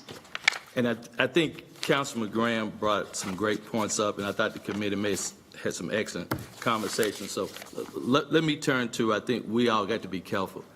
So when we submitted the RFP out to the public, did we talk about the projects being shovel-ready? Did we talk about all funds being in place? Clarification, the city never sent out an RFP. We accepted proposals. And the proposals started when we received one from Charlotte Racket in December. Right. The clock started running, and anybody else who wanted to submit something could, but there was never an RFP that was sent out by the city. So then why are we now, thank you, Mr. Chair, for clarifying, why are we now having conversations that what we received is not what we wanted? Why didn't we give guidelines when we go out to the market and say we're looking for shovel-ready projects? We're looking for all funds being in place. And here is the city participation level. I think you all had an excellent conversation today was, is $45 million too much? Where's our appetite? And to me, we got to make sure the community is aware of that up front, because you use another 60 days and we're not giving guidance. What are we going to expect going to be different? Now, I totally agree. I don't have an appetite for $45 million. But for not to share and communicate with the public what we're looking for, I think those are three proposals we saw today. So what's going to change? Why do we think things are going to change? And we haven't communicated the change that we're looking for. Well, one of the things that we said today at the committee meeting, one, we extended it for 60 days because Carolina Racket submitted a revision to their proposal Thursday. Last week, Thursday. Like 3-4 days ago. And I agree, Councilman. I think you need to have a level playing So we extended. We extended for 60 days to allow the other proposals, if they wanted to amend it, that they could. And also gave authorization to staff to seek input from any others who may want to submit. The 60 days is not only for them, but it's also for us too, to answer those same basic questions that you're outlining. What's going to be different? Can we provide a framework to those who submitted the proposals in terms of where we think we need to be? Where will the funds come from? Exactly, because using Carolina Racket as an example, they were giving guidance, at least for me, in that, this thing started off at $10 million. Now it has ballooned to $45 million and counting. So right from the very beginning, they were giving guidance. They were giving guidance from me in December when they were getting ready to submit it, and I'm saying those numbers are not consistent with what the city has done in the past. No hard and written rules or regulations, but based on what we have done, these type of deals. You serve as ED committee chairman, right? And even someone who worked for the city before, who has done these deals, who saw their proposal, said these numbers just don't work. So there weren't any formal guidance, and you're absolutely right, and that's what we're going to do over the next 60 days when we respond to those who submitted proposals. Here's our framework. Here's what here's what we can do. Now, Tracy and her staff can't do that. That's a council and a management decision. So, long story short, I think you're right in terms of providing a framework. It gives the council and the staff 60 days to properly communicate to those folks. So the 60 days is not only for we want to invest. And I thank you, Councilman Graham, because I think you all also had a conversation about a third. And I think most of us try to operate that way, public-private partnership. But the reality of it, I think some of us know, and you use the word current, so some of us know that we have current deals we're looking at that are not a third. So if that's going to be our new policy guideline, we need to be consistent with every project going forward that a third. I was taken back about opening up new proposals. I think you're right, Mr. Chair. I think 60 days, everybody sharpen their pencils. We give them guidelines. What we're looking for was the right conversation. The part that I had heartburn was opening up for everyone again. And, we all do business, that there's a certain integrity people look for in the process. And I just want to make sure when people do work the city of Charlotte, they can always say that organization operates with integrity. So if February 6th is a deadline, it's February 6th. If we got 5 proposals, then to me, those 5 proposals are the ones who have the extra 60 day to sharpen their pencil. I think now we open ourselves up, 60 day, we saying anybody with a proposal now could come in. I just think, council, we're sending the wrong message to the community.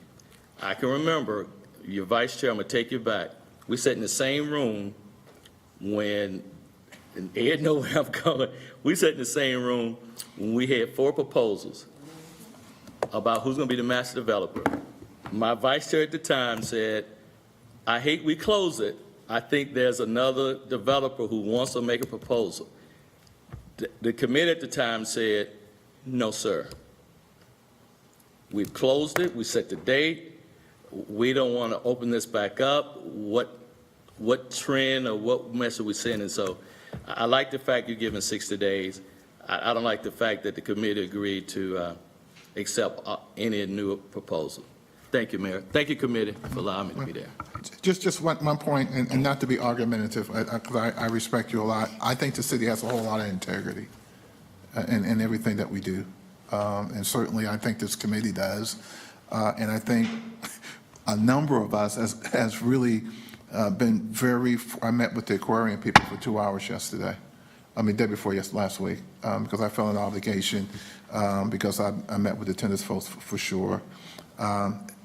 Formally, informally, everybody kind of understood with the framework, what we were trying to do there. But I don't think opening up for other proposals, if you hadn't been working on it now, I'm not sure we're going to get anything significantly different than what we have today. And so I think from my perspective, I think we're in good shape. I think the council and the city's integrity is intact. And I just think we just need to, again, part of, and I would vote for tennis today, like Kim says, if you like it, I love it. If 6 people around here want to do that, count me in. But we got to protect the taxpayers, right? Right? We got to protect the taxpayers.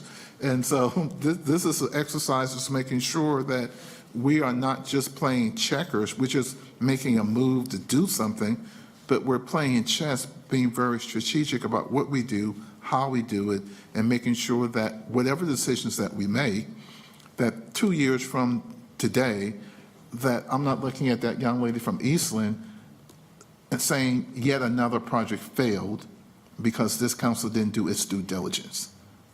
Thank you.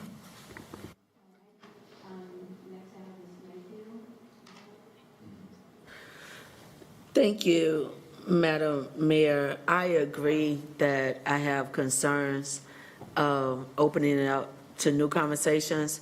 To my understanding, since I was a part of these conversations in 2018 and prior to 2018, if there was, since additional information was submitted, I feel like that had been triggered by the fact that prior to 2018, there were multiple conversations that had given the impression that not only staff was in support, but also a number of council members were in support of the master plan of CSE once it was voted on that they were going to lead it.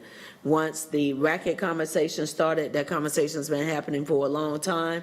I think recently, and it feels very recent, especially when we received information of other interests, that it was impressed upon the initial petitioners to say, hey, if we need to look at these numbers differently because the energy and the conversations that we're having are very different than previous conversations that we have been having that led us to this point.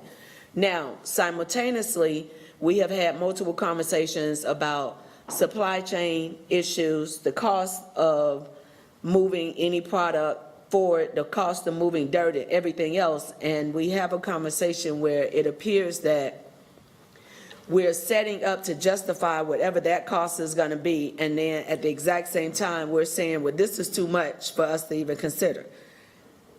I agree with my colleague that we need some consistency in these conversations, and that needs to be very clear across the board. If we're going to do a third, which I completely support, then that needs to be the conversation for anyone. So that doesn't mean that you get to come to the table with a $45 million ask, someone else gets to come to the table with a $100 million ask.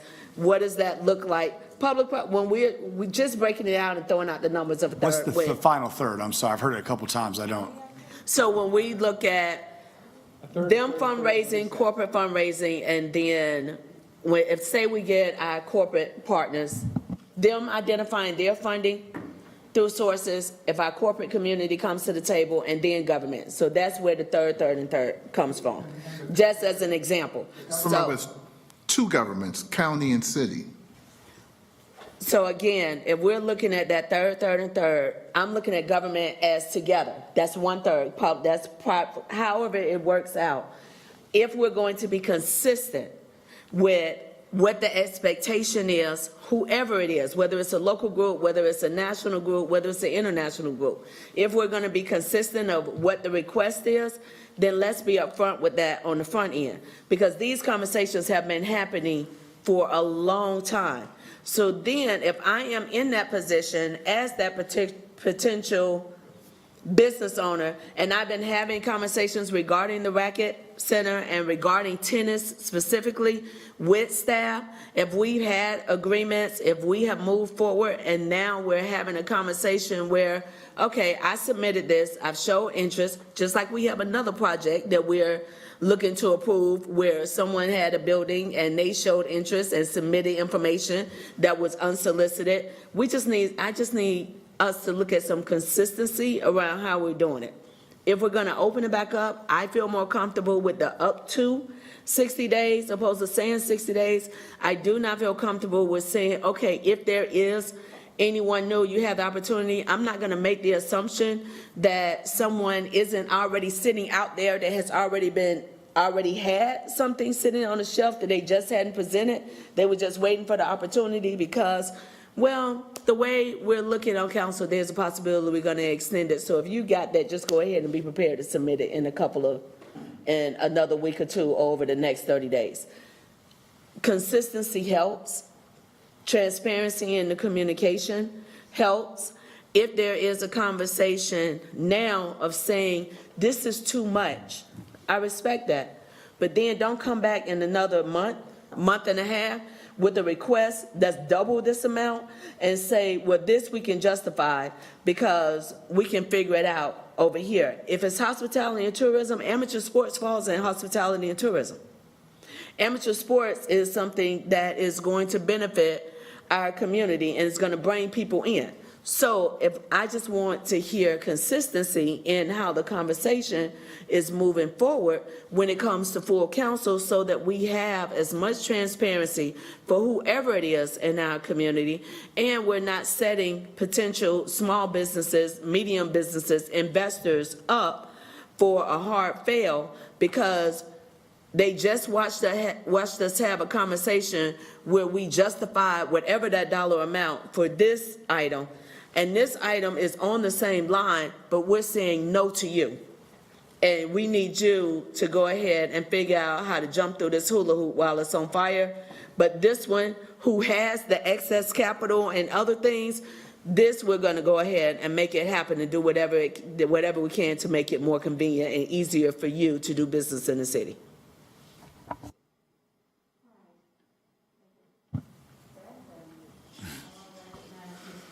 Can I go for 1 second before her so she It's can up close to it out? her. I want you to end. I just wanted to say one thing. No, because he hasn't spoken yet, so. Well, I'm actually on I have Not on this absolutely nothing. item. I'm a committee member, and I I'm ain't just even had a following chance the to speak. rules, guys, you know, so, I did not. What are you talking about? anyway.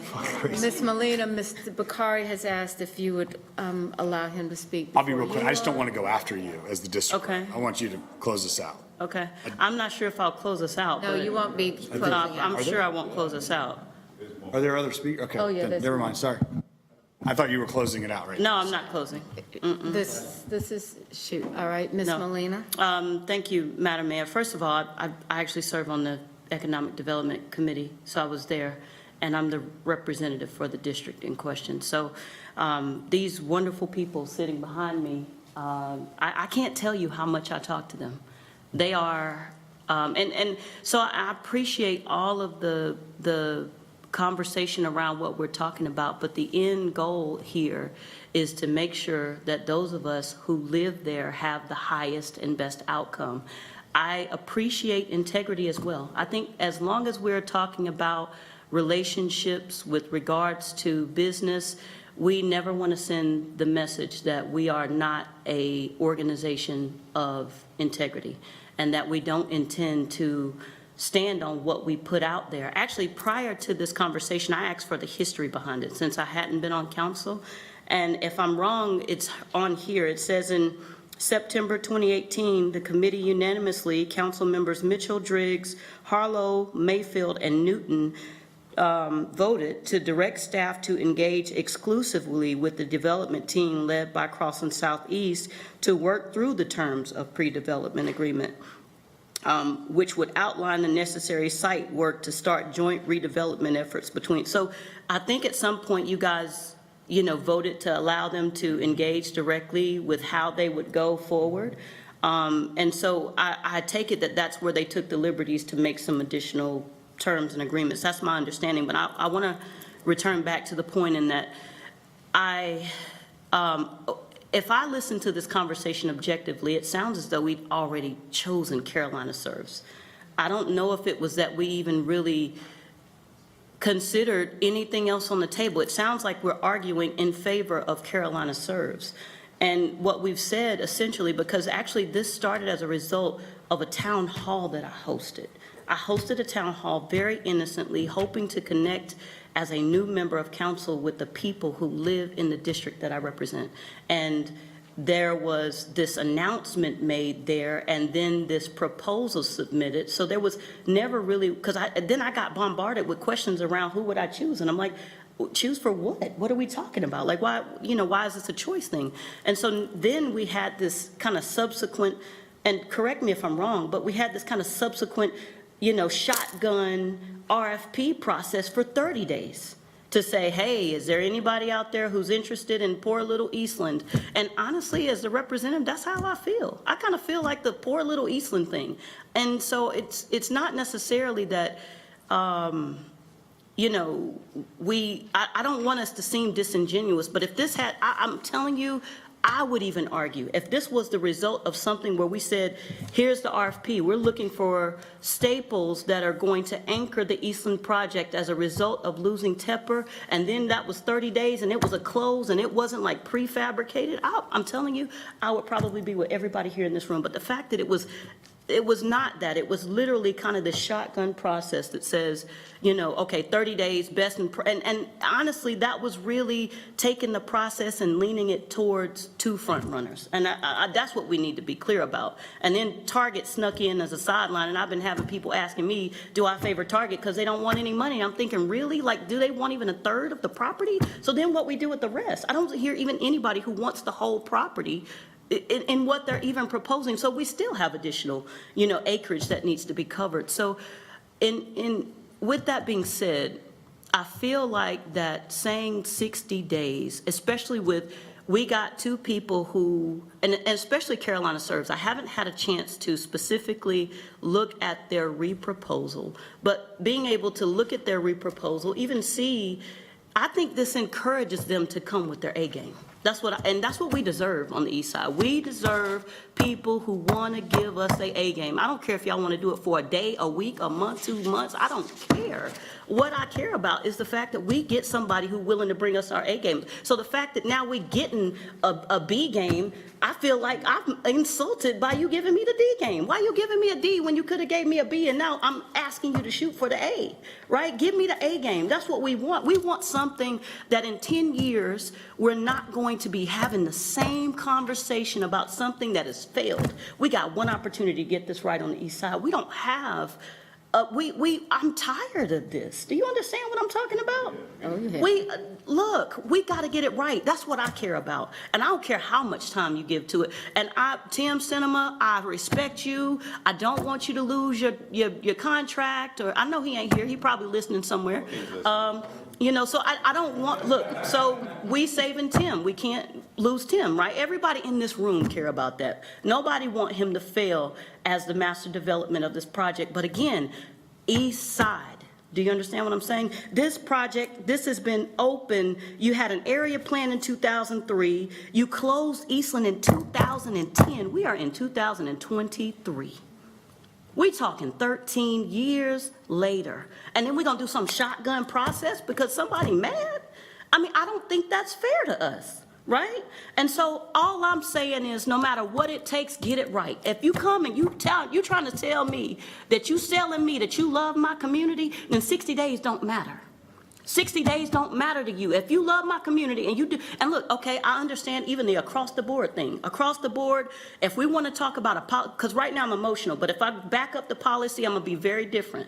But from a policy perspective, if we're going to talk policy and we talk about how to implement this across the board, then what that means is that we talk about what are we accepting across the board when it comes to these types of contracts? And if we have the appetite after this to have that conversation or while we're sitting here, then I'm absolutely open to that too. But like I said, to me, that space has been there for 13 years.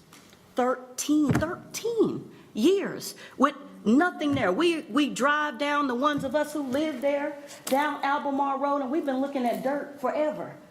And the people who serve the community for nothing, because I've been them too, right? Sitting over there, didn't nobody know my name. I was just like them, giving my time for free because I was absolutely passionate about what happened on the East Side. And I'm sure plenty of people who are here too feel the exact same way, but that's my charge and that's what drives me. And that's why I said, yes, I say 60 days to say, if you're giving me your A game, and look, a third, however we come up with that, whatever makes sense financially, I get it, right? However we come to that conclusion, okay, but, we got to get it right. And whatever that means is what's important to me in that, saying that we're going to do it because we don't have the appetite to really stand firm and make sure that we do our due diligence. Now we're saying inadvertently, look, 60 days or 2, whatever the council has the will to do, because I'm not making this by myself. I'm just saying, if you all decide that it's up to 60 days, then okay. But like I said, the goal needs to be, in this case, considering the fact, I don't think that all of the developments that we've discussed have been open for 13 years either. I mean, I'm sure we got some that have had problems, but they hadn't been sitting there for a decade and a half with nothing on them, right? So we're talking about something that's been there for a long time with nothing on it. So with that being said, what we're saying is on the East Side, we need an economic driver. We don't have jobs in our area. We lack transportation in our area. We need an economic driver. I don't care about feelings. I don't even care about what nobody attached to. Put us something over there that's gonna stay, and that we don't have to have this conversation again in 5 to 10 years. That's what I care about. So however we decide to do that as a council, then let's talk about it. But the other stuff I'm not on board for. All right, Ms. Molina. All right, Mr. Bakari, followed by Ms. Johnson and Mr. Driggs. Thanks. That passion was well taken and understood. 3 things. 1, let's all remember that we were tossed into this situation when, out of our own control, the last deal fell apart. So it wasn't like we were strategically on a 6-year plan to kind of be here. We had to deal with something when it fell in our laps, and things started happening and we moved. And now we find ourselves at a point right now where, it's unfortunate and we're dealing with it as we go along, and it's not a perfect world. Number 2, I think it's important to remember that deals like this are never standard, right? To say a third, and to lay out some initial guidance if all things are being equal, that might be something we want to consider. But, one type of deal might require nothing and be the greatest thing in the world. Another might require everything and be the greatest thing in the world. So laying out guidance like that's nearly impossible. It's one of those things where you know it when you see it. And, I sat, much like all of you did, with the tennis folks up early, and I said, I like tennis. I play tennis. I love amateur sports. Feels like it maybe could be a draw, but unsure. But $45 million is a public, a little bit of private partnership. So so I think we have to just remember that deals are complex. And finally, and I'm going to just jump on the piggyback of kind of the sentiment you were just saying, this is not about tennis. This is not about swimming. This is not about Tim Sidema. This is about the east side of Charlotte and Eastland. And if we are back here 10 years from now because this all petered out, then we have failed. And most specifically, though, we're not just looking for someone to come in with the right formula of numbers and fill the spot with something. We're looking for someone to have to take the burden of the east side on their shoulders and become the jump start to the economic engine out there and the magnet at a regional and super regional level that brings an entire part of town back to life. That is no small feat. That is, in fact, that is the most insane thing. And in fact, my personal commentary is I might look at Tim Sidema to know that he understands that as well. And there's a lot of pausing going on as we deal with the situation we're in right now. So I just, with all those things being in the backdrop of this, like for us to step back and say 60 more days and maybe not let other folks enter, anyone in this world who wants to come forth with an idea, bring it now. And I would challenge us all at the end of 60 days from now, if we're not in a spot where all of a sudden we see the thing, then let's add another 60 days. And let's add another 60 days. Because at the end of the things, 60, 120, 180 days is irrelevant considering the time that this has been on the table and the time we're trying to solve for. So if we were having to make a decision right now, if I was having to make a decision right now and it was just my vote, I would say none of those are viable. So anyone who's got a concern about what we're doing in these next steps, even if they changed it by 50%, I would still say those mixes are untenable, undoable, let alone do they actually create the magnets that's there. So let's open it for 60 days, and with open arms, let's call out to the entire region and beyond, the entire world. We have an amazing part of town with amazing culture and history, and you got an awesome plot of land. Bring forth your ideas over the next 60 days. And if you haven't started yet, don't go to sleep until you bring us something awesome. All right, Ms. Johnson. Thank you. I just want a clarification. So we said there was no request for a proposal. Is that correct initially? Yes, there was no formal request for proposal. So how was there a February 6th deadline? Is when Carolina submitted their proposal, it became requesting public land. Then as a organization, to help me out, Todd, we were obligated to open it up to the general public. It started a clock. That is correct. So we received a proposal in December of 2022, and then early January of 2023, we submitted a public notice that basically said these are what we're looking for, that we received a proposal, and if you're interested, these are the guidelines that we're using for the evaluation criteria, and please submit your proposal by February 6th at 5 p.m.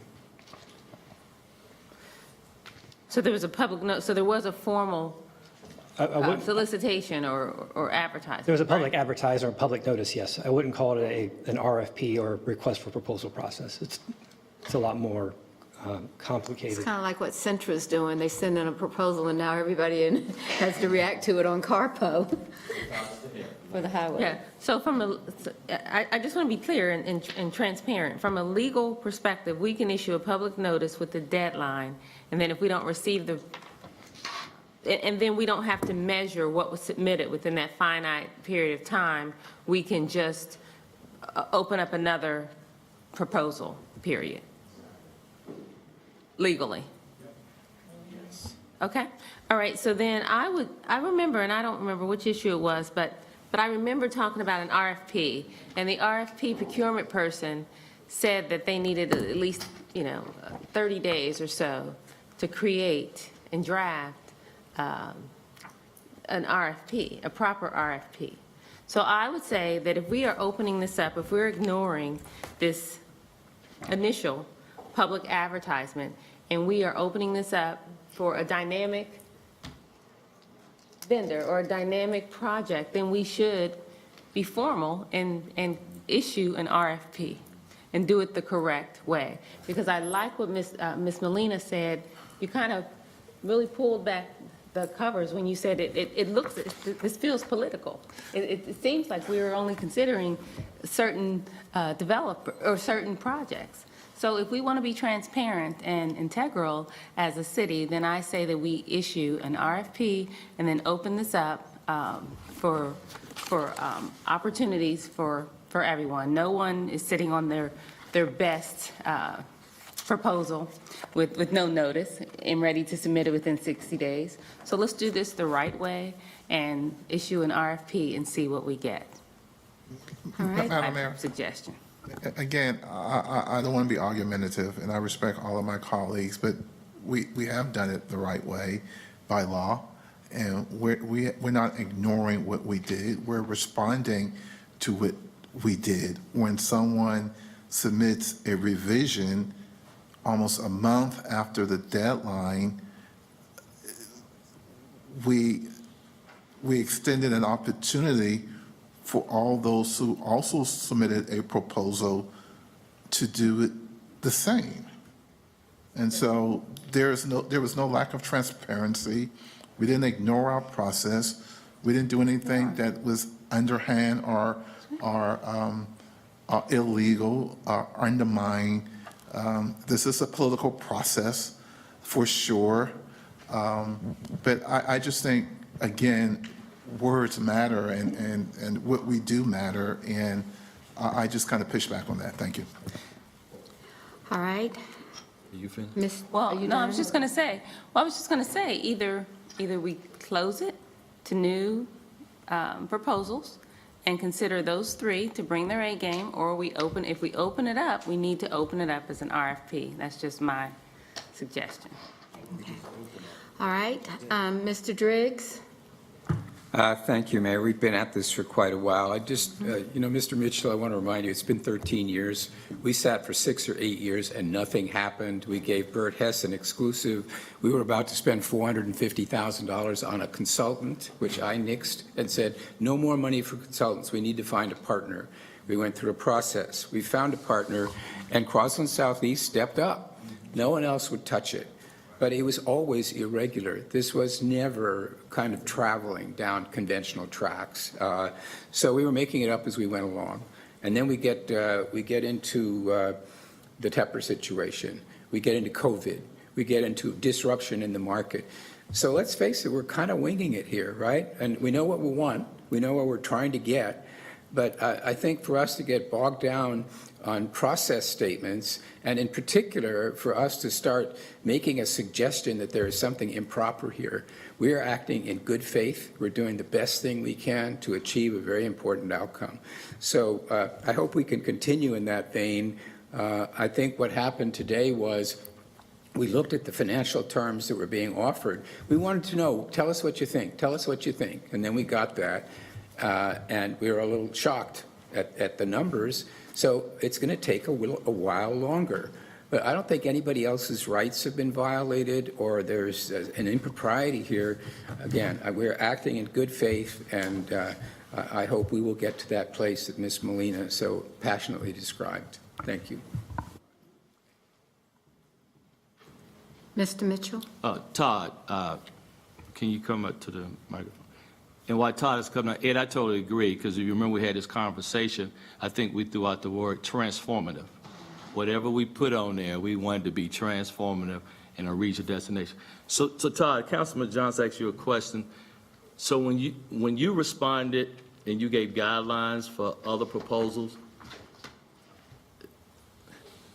let me word this right. Did you put in the criteria what the committee, ED committee, was looking for in the submittals? So what we put in the public notice was the information we would like to see in a submittal, which would be an abstract or an executive summary of the proposal, a detailed description of the proposed concept and development program, qualifications and experience of the project team with similar projects, financial strategy, including detailed requests for any public investment, for example, their capital stack detailing public-private funding plan, Estimated tourism impact of the proposed redevelopment. Should include the number of event days, type of events, target market for visitors, whether it's local, regional, national, et cetera, room night generation, economic and fiscal impact, their development schedule, and plan for allowing usage of the facility by the general public. And it must include any applicable fees that may be charged to use the facility, as well as if, when the facilities are available for use by the public. And it would be evaluated in 4 areas: qualifications and experience, financial strategy, project approach, and development schedule. And we also put in here that the city reserves the right to waive any informality in any response, to reject any and all proposals in whole or in part, with or without cause, and or to accept the proposal that in its judgment will be in the best interest of the city and its citizens. We also included a map, talked about the acreage that would be involved. So yes, we had all And that. so, Committee Chair, so did the committee sign off on that solicitation? No, that was a staff function. And so, to me, we're talking about communication. So that is what you sent to the public that staff was looking for and how it was going to grade it. When, I think it's a tremendous disconnect, when you heard the committee conversation, it was about how much public dollars, the threshold that the committee needed to discuss and council needed to discuss, how much it was going to give to the project. Shovel ready was important. I agree with Councilman Graham. We want project shovel ready. I'm just saying we got to make sure we consistent on what we send out to the public. It's the same thing that the committee would like to see in the proposals. I don't think there was anything inconsistent that we talked about today that Todd didn't just articulate it. I think it's very much in line with what he just stated versus the conversation we had today. Okay. But I thought you said earlier the committee didn't sign off on it before he sent it out. No, we didn't, but I'm saying that the conversation that we had today at the committee level was consistent with all the variables that he just outlined. There was no disconnect there. Okay. Okay, so I really appreciate this conversation and all of the dialogue. I think what's most important here is what Ms. Molina has said. And in your package, it talks about what we said our principles were for the redevelopment. And if you look at what you have now and asked all of those questions, I'm not so sure how you would support it or not, if you would or not. But I think the most important part about this is the reaction to the people that live on the east side and the work that we're going to be doing. But at the same time, we have a responsibility for all across the city. You know, I've often said, you know, we created districts because we wanted to represent the people in those districts, but we also have to represent the ability to govern for everyone. And using those two principles, to me, makes a lot of sense on this. And I know that this might be something that I just want to know. I don't know and understand the county park. I know we haven't talked about it a lot, but the idea that we would have, I don't know what the schedule is or any of that for that, but more importantly than just that small park there is the idea that we do still have that future development site to do it right for the east side. I remember sitting in a church over in the Cherry community. No, it wasn't the Cherry. It was, whose church? Reverend, it was where David Sanders went to church over in Greer Heights, and talking about this when we almost bought a bad deal on a soundstage. And we thought that was a great idea. We can't afford to think about great ideas. We have to see them in concrete and in action. So I would hope that we would be able to have something that's ability to look at it, assess it, and ask the community how it feels for them. Okay. That was the first topic, Mr. Graham. Did you have anything on your board? No. Your boards are fine, okay. All right. My head hurts, no. Okay, thank you. So we're going to go to Ms. Watlington on housing, safety, and community. Okay, you're up. Let's just have some good, what did you say? Have some fun. Let's go ahead and go for it, you know? Thank you, Madam Mayor. I already gave really the first update in regards to the boards and commissions. Our main one that we are looking at, because we've got really good alignment with the scope of our boards in terms of what they're supposed to be doing and how that goes back to policy or operations. A lot of them, I say a lot of them, there are 12. The major ones is super clear. Your CRB, your civil service board, we know what you do. So we don't have that kind of, I don't want to say we don't have those kind of problems, but I'm just saying there's great alignment in housing and neighborhood services. There is one board in particular that has caught our attention, and it is the Community Relations Committee. We want to dig into that one. We got a little bit of history today about why it was started and what the intention was, and we want to make sure that it's delivering upon that intent and that it is in alignment with some of the work that we've got in regards to equity. So that's the one we're going to focus our attention on, and so we'll do that in committee upcoming. Item number 2, we talked about housing services partner funding pathways. So as you all know, we get a lot of folks asking us for money from time to time, and there are different types of dollars that come in from various sources that we can use to help do that. So we reviewed a few of the current pathways today. Just for the sake of others, I'll run through a couple of them. Some of our current pathways include homelessness and rental assistance. We've got $1 to $2 million for that. We've got 2 RFPs happening in the spring of each year, and those are dollars from our home and our ESG grants, and it focuses on requests for proposals that allow homeless service providers to request funding for rental assistance, things like that. So it's particularly targeting our unhoused neighbors.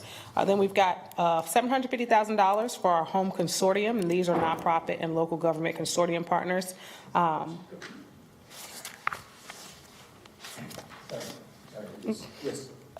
I want to know what's on the fortune cookie. It says, now is a good time to finish up old tasks. Anyway, excuse me, Madam Mayor. We've also got the HOPWA funds, of course, focused on our neighbors who are dealing with HIV and AIDS and are in need of housing. And then we've got our financial partner process, which we are in the middle of right now, and we'll see as part of the budget process. As you know, there have been some enhancements made to some of our funding pathways, including our housing trust fund, and our naturally occurring affordable housing dollars, and also our land acquisition dollars. So the intent is to get money out faster to more people and leveraged better. There are a few potential pathways focused around single-family housing preservation and ownership. We had a pilot where we were able to put some dollars out into the market to purchase homes for rehab and resale to maintain the ability of our residents to purchase homes. And so we'd like to continue to expand that. And then also we are looking at market-based development incentives as well. One point of conversation as it relates to how we assess potential partners was that we'd like to make sure that in our vetting, we are giving space to enable new partnerships and taking an equity lens. So if you look at some of our criteria, certainly there's a level of risk management we have to maintain, but we don't want that to be prohibitive for some organizations that are just growing through that may be able to provide critical services, but don't necessarily have all of the ducks in a row as it relates to their operations. And of course, we know we've got funding with the United Way that's helping to build capacity there. So those were the 2 main topics from housing and neighborhood services. I will open it up to any of my committee members to add on as they see fit. But that concludes my report. Are there any questions for the committee? Any other comments for the committee? All right, good conversation, straight and forward and to the point, as they would say. So I think that is the end of our committee agenda. Is there a motion to adjourn? Move to adjourn. I'm sorry. Second. All in favor? Can I ask about a referral to the safety committee, or can we talk about that? Yeah, just give me a call tomorrow, well, Thursday or something. When do you leave? So tomorrow? Yeah, sure. Oh, do you want to do it now? Well, no, I just so publicly, I want to ask. I want to ask for an update on the red light cameras. We've talked about that previously in the safety committee. So I'd like an update. And also the information on police hiring, CMPD hiring, the process. I know I've worked with the chief before on the whole hiring process, and I want to know, like, where are we as far as recruitment and increasing the numbers? Thank you. Yes, Mr. Mitchell? City manager, we had the strategy session January 30th and 31st, and I remember the 6 goals we had agreed to as a council. I guess, what is the follow-up, and when we get a list, when we can get that in writing, the 6 goals, and then I know some items need to be referred to the committee. And I guess the one that's really, to me, need a lot of heavy lift is our mobility strategy. I think we all saw that and went, wow. So just an update, when our strategy session priorities and some of the referrals from that strategy session will come to committee.